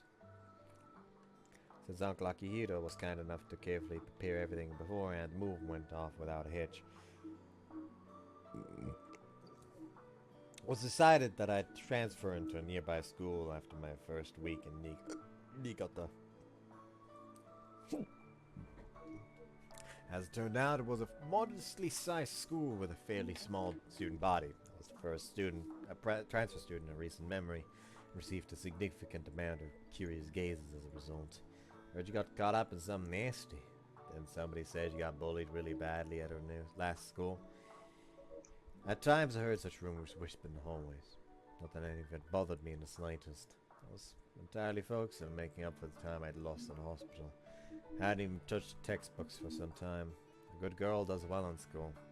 So as to keep myself from diverging from that image, I threw myself fervently into my classes, filling every waking moment with study and regretting the need to sleep. おめえすげえな。なんでそんげん勉強できるが？あっちで塾とか通ってたが？塾には行ったことないけど、勉強は嫌いじゃないから。へえ。じゃあサチちゃんって頭がいいがね。じゃあ今度わからないところがあったら教えてくれさ。わかった。Over time, my diligent new approach to life changed the way my classmates viewed me. By the time we advanced to the next grade, many looked at me with respect in their eyes. In addition, on the theory that a good girl helps others, I would proactively approach those who seemed troubled and offer my assistance. Just by chasing after my ideals in this way, at some point a crowd gathered around me. As in my previous school, everyone in the class started calling me Sachan, and I made lots of friends who'd invite me out to play. My uncle, who'd been worried about how I'd adapt to living in the country, was very pleased by all this. And my teachers offered constant praise for my efforts in the classroom and helpful attitude. The harder I tried, the nicer everyone was, and I tried very hard indeed. Compliments and smiling faces reminded me of the happiest days of my life when my parents had been kind to me. I grew steadily more convinced that my new way of thinking was correct. But such universal and unreserved affection for good people doesn't last beyond childhood. As if to warn me of that fact, when I advanced to the next level of school, I found the emotionally charged malice characteristic of adolescence waiting for me.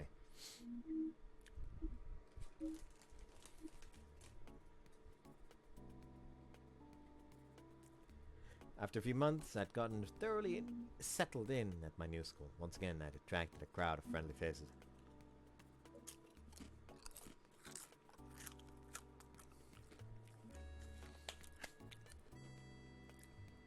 For the most part, they asked to see my homework for assistance on some extracurricular activities or help with their studies. As I reliably satisfied those requests, the number of people who approached me steadily increased. There's a super talented saint in class 1C. Such rumors spread across the school, and I became something of a minor celebrity. And at time I began to encounter those who found that irksome. Among them, a girl named Hitomi Nakano from my class. I don't know why, but like the name Nakano was really funny to me. Most labeled her as a delinquent, and she kept herself largely aloof from the rest of the class. So it came as something of a surprise when one day she suddenly called out to me. 今日の掃除当番変わってよ。いいよ。そう。じゃあお願いね。 Began with that trivial favor, no different from those I performed for countless others. But Yumi Nakano repeated that request every time it was her turn to clean her classroom. Of course, I continued to readily accept. One day, after this pattern had continued for some time, ゴミね、今日もお願いね。いいよ。どうかした？あんたさ、毎回掃除当番変わらせられて、なんとも思わないわけ？思わないけど、どこか変かな。だってさ、私は明らかにあんたのことパシリにしてるんだよ。それっていじめじゃない？いじめはいじめられる側に自覚があれば成立するって言われているけど、だとしたら私にその自覚はないからいじめじゃないんじゃないかな。それ本気で言ってんの？だって人の言うことを聞くのがいい子で、聞かないのは悪い子でしょ。私はその考えに従ってるだけだから。は？じゃあ何？あんた、私が永遠に掃除当番変われって言ったら変わってくれるわけ？中野さんがそう言うならそうするよ。へえ、言うじゃん。じゃあさ、掃除当番は変わらなくていいから、一人でこの学校の窓全部拭いて回ってみてよ。どう？できないでしょ。いいよ。although I accepted the doctor's request, she didn't seem particularly pleased. In fact, she clicked her tongue in disgust and stalked right out of the classroom. What was she so angry about? Thinking that matter over, I took out a supply of cleaning implements from my locker. Just as directed, made my way around the school, cleaning the windows. After our classroom, I moved on to the other first year's room, the hallway, the faculty room, making steady progress. While the school building was closed, however, my praise was slowed somewhat by the need to hide from the patrolling teachers. Nonetheless, I persevered at the task, even after the sun fell, continued wiping in dogged silence. My arms quickly grew heavy from the sustained effort of reaching up to clean the high windows, and after a few hours my shoulders were screaming in pain. Even so, I kept my hands moving. I had my directions, and I had to obey them. The personal circumstances were irrelevant. My body might ache or suffer injury, but neither mattered so long as I could move. If movement were to become impossible, I would simply reassess the situation and attempt to find an alternative means of accomplishing my task. At the moment, wiping all the windows and the school clean took priority above all else. When she found me in the hallway the next morning, still wiping windows, he told me Nakano's jaw dropped open. あんた、何やってるの？何って、言われた通りに窓を拭いてるんだけど。言われた通りにって、まさか本当にあれからずっと学校の窓を拭いてたわけ？さすがに学校が広いから今日の授業が始まるまでにっていうのは無理だったけど、もう少し時間をもらえればちゃんと終わるから。 For a brief moment her eyes went wide, and the next she roared with laughter. あんた、間違いなくいい子だよ。それは私が保証してあげる。ありがとう。お礼まで言って。こいつ本物だわ。小峰、窓拭きはここで終わりでいいわよ。そうなの？ええ、その代わり今日からあんたは私の奴隷になりなさい。わかった。やっぱりね。じゃあこれから私に対しては敬語を使うこと、それから私が何か命令をした時の返事は、はい、わかりました。いい？わかった？はい、わかりました。そうそう、それでいいじゃん。えらいえらい。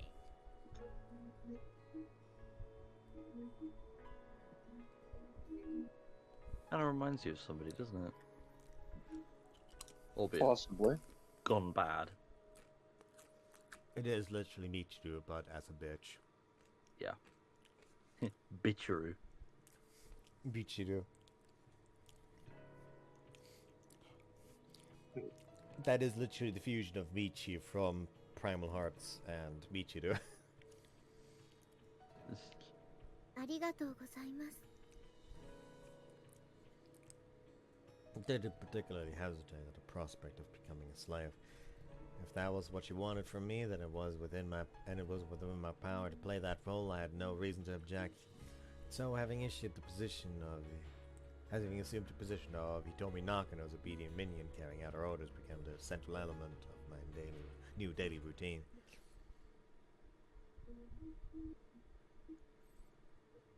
ゴミね。あとはよろしくね。はい、わかりました。 Couldn't quite remember how many times repeated this exchange. It happened too often for me to be sure. My more common duties involved completing her homework by proxy, helping her cheat on tests, and arranging cruel pranks against those she disliked. There were other requests as well. Every once in a while, she'd call for me in the middle of the night simply to mock me for actually showing up. After laughing with her friends, she would send me right back home. That was all right with me. I was her slave, so all I needed was to concern myself with was executing her commands. No matter how difficult the orders she gave me, with careful thought and diligent effort, she would always find a method of carrying them out. When I succeeded, her mood would often improve. On occasion, she would even offer a few words of praise for her good girl. But more than anything else, simply obeying someone's instruction was pleasant in itself. While executing her orders, there was no need to think about anything else. The reason for those orders, the consequences of successfully carrying them out, and everything else was totally irrelevant. I can give you a quote to counter that. Courtesy of H.L. Mencken, morality is doing what is right, regardless of what you are told. Obedience is doing what is told, regardless of what is right. Yep.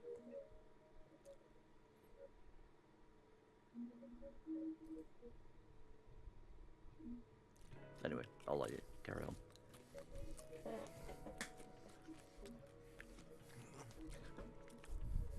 So you take it this week again?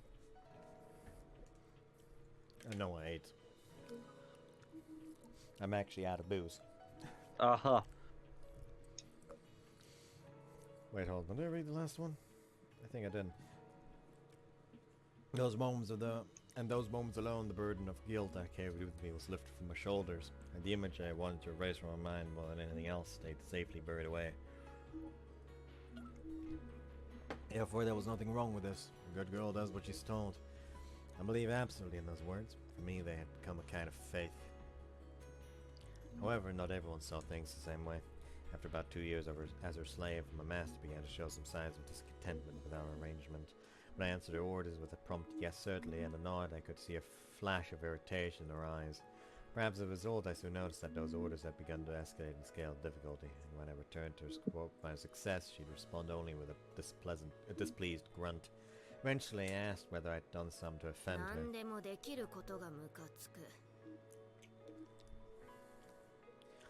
That was her admittedly rather rational answer. Naturally, I then inquired whether I should fail every so often, but this inspired only a more pronounced scowl. 失敗させてみるっていうのも悪くないわよね。じゃあさ、あんたに最後の命令を出してあげる。最後の命令？そう。2週間後にある中間テスト。あれ、なくしてよ。テスト？人の言うことを聞くのがいい子だって言うなら、こういうお願いも聞いてくれるよね。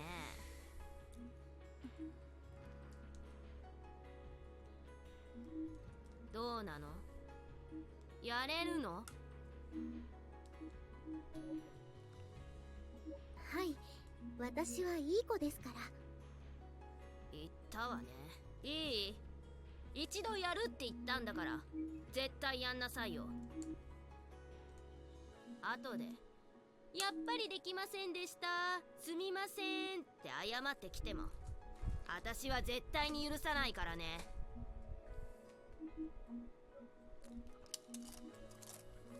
はい、わかりました。 So gun to Hitomi's head, right?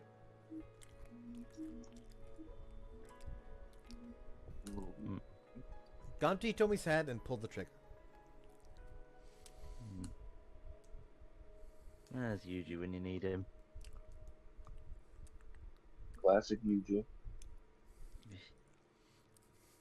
Fuck, she just gets shot in the head from somewhere off in the distance. Like, and over on another part of the world, Yuji is like learning how to snipe. I missed my target. Alas, he did not miss. Both good and bad. From a moment and out of my head, it was perhaps all but decided that I would end up in Mihama Academy. When she asked me if it was up for it, I heard a voice screaming "don't" from some corner of my mind. But soon enough, as the image of that day began to flicker its own warning before my eyes, that voice of caution was obliterated without a trace. There was nothing left to stop me. For the next few days, I frankly racked my brains in search of a method to get rid of the scheduled midterm exam tests. How about stealing the tests before they can copy them? No, and if I were to find originals, the tests would be recreated. Most would earn a brief delay. In that case, how about copying the tests secretly and bringing her the answers? Now, while that might ensure her a perfect score on the test, the tests themselves would be held as usual. どうすればいい？どうすればテストをなくすことができるの？ The more ideas I ran through, the more I realized the enormous difficulty of the task at hand. My focus grew slowly more intense and obsessive. My thoughts ran in circles.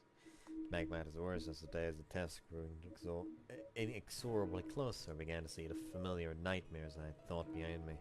So, driven slowly but surely into desperation, I finally arrived at my conclusion. だったら学校をなくしちゃえばいいんだ。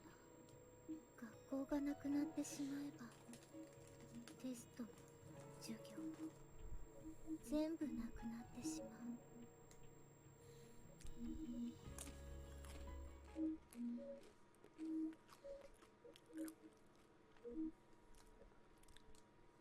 The moment I spoke those words, my ears filled with a high-pitched, almost nostalgic buzzing, and my consciousness was shrouded in a fog. When I came to my senses, I was standing inside my school. At my feet were a pile of kerosene cans, the same sort of my uncle stockpiled as fuels for our heaters. Presumably, I had carried them from my house to this building over the course of numerous round trips. And indeed, my arms and shoulders were throbbing with agony. The situation was clear enough. Moving as though possessed, I emptied the cans all around the building in what felt like minutes, ignoring the protests of my exhausted body. In the end, I stood in my classroom and set the fire. Oh. The instant I dropped my match into the kerosene, flames sprouted as though I flipped the switch on a stovetop. Fire spread rapidly down the fuse of oil and into the hallway. In a blink of an eye, the fire spread and grew, feeding off the wooden walls and desks, consuming the paper textbooks and cloth bags my classmates had left behind. The flames danced before my eyes. Even from a distance, I felt their heat on my skin. Remember my joke about burning something down beforehand? Yeah, maybe a bit inappropriate. As I observed that it was becoming slightly painful to beat the heated air, the shrill sound of fire alarm began to resound throughout the building. The classroom I had studied only yesterday was consumed in a literal sea of fire. Yet, even as a part of my world vanished from my eyes, I felt nothing particular. Look at it burn. The thoughts running through my mind were nothing but the disinterested impressions of a casual spectator.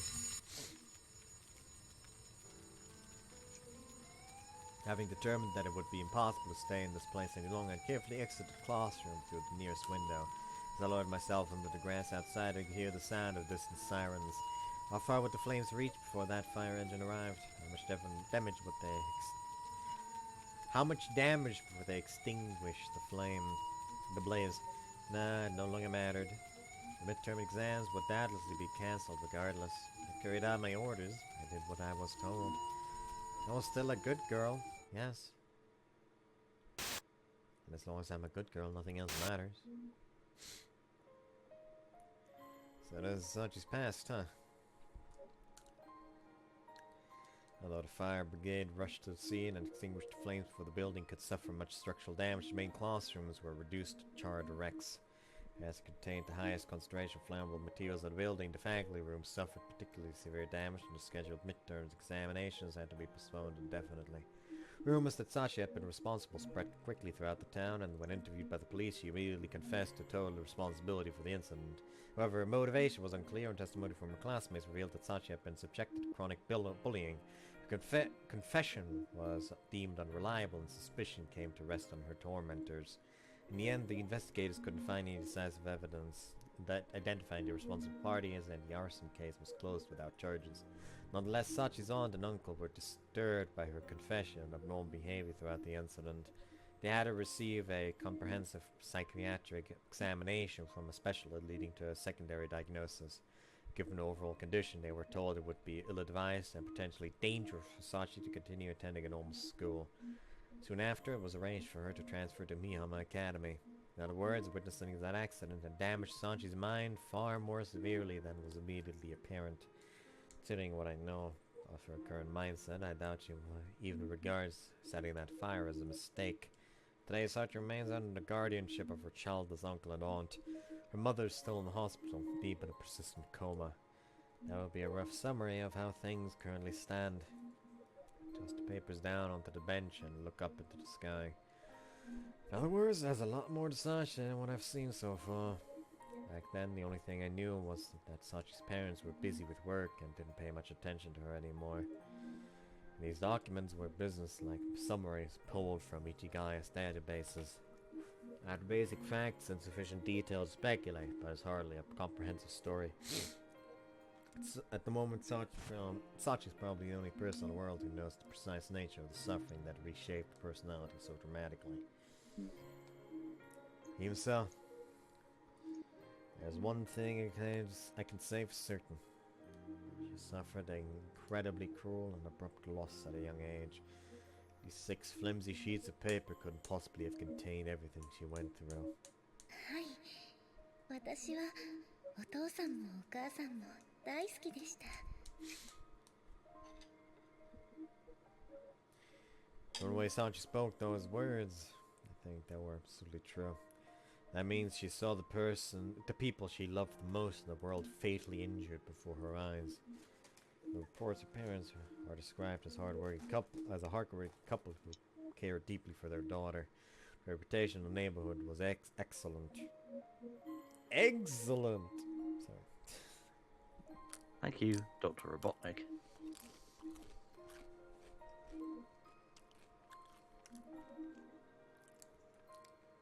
Even without saying the details of the relationship with Sachi, it's easy to understand that losing them would have been shocking and painful under any circumstances. What's more, it happened on her birthday. And from the date, it's been the day after I said goodbye. At the time, my friendship with the girl in the playground had become my strongest source of emotional support.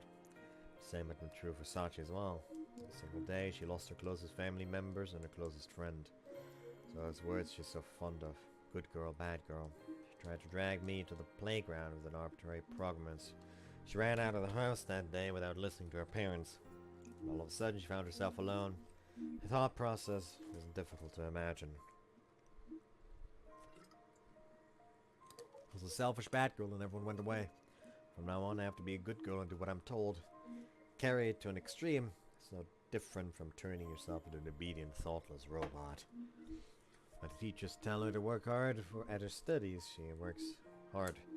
When some idiot tells her to wear a maid uniform, she never takes it off. Her own will and the intentions behind the orders are irrelevant. Performing them to the letter is the whole point. Doing what she's told is an end in itself. Sachi was only a child at the time. The simplistic, obsessive obedience was the sole coping method she could find. The only way she could escape her regret and guilt. No one has the right to blame her for that. Sachi stopped thinking for herself as a self-defense mechanism. Her wounds were so severe that she lost the ability to distinguish between right and wrong. had warped absolute allegiance to her principles accumulated in the school arson incident.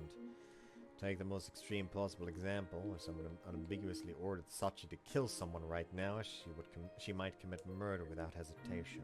The commandment she imposed on herself is a dangerous thing.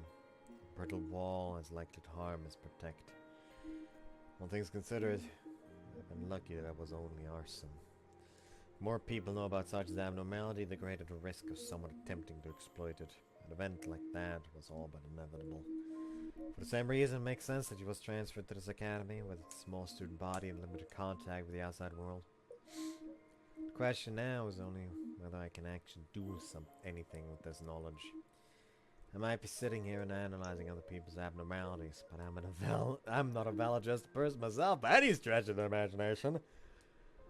Can I, of all people, help someone regain normality?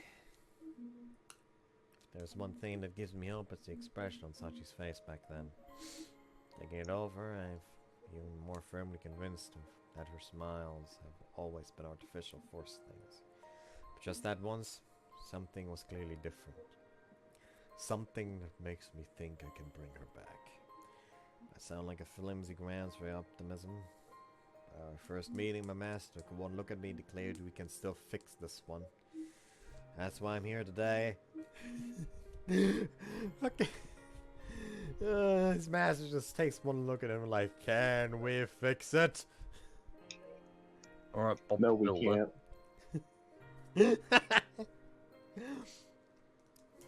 Bob the Knob, as we called him in our God, scout hold group. on. I need to find the fucking picture. That's the wrong fucking... Wait, that's the wrong fucking tab. Hold on.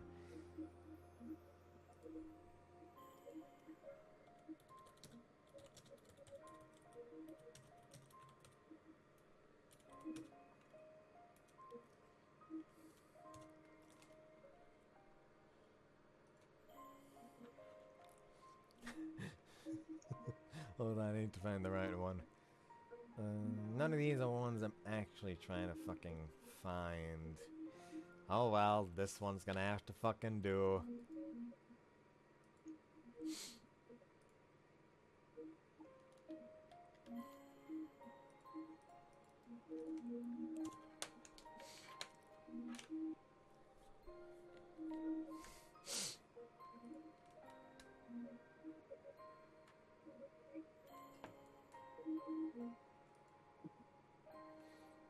You're right, Bob the Builder.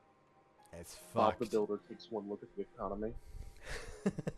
Can we fix it? No, it's pretty screwed up. Gotta think of it, my master told me something once. Accepting a favor is anything to be ashamed of, kid. But returning it is.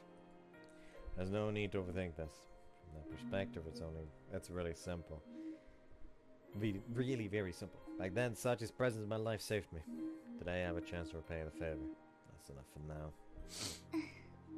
変えようとしているのは小峰さんだけじゃないのかもしれないわね。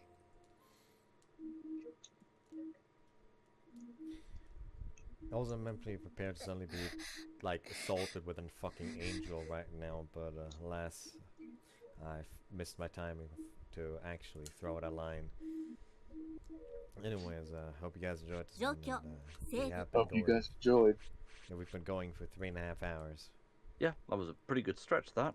Yeah, the entire fucking flashback in one fucking go. Let's watch. Let's watch. I'm gonna die real quick. Nah. Hope you guys enjoyed this one. See you next time. Bye bye. Sayonara, folks.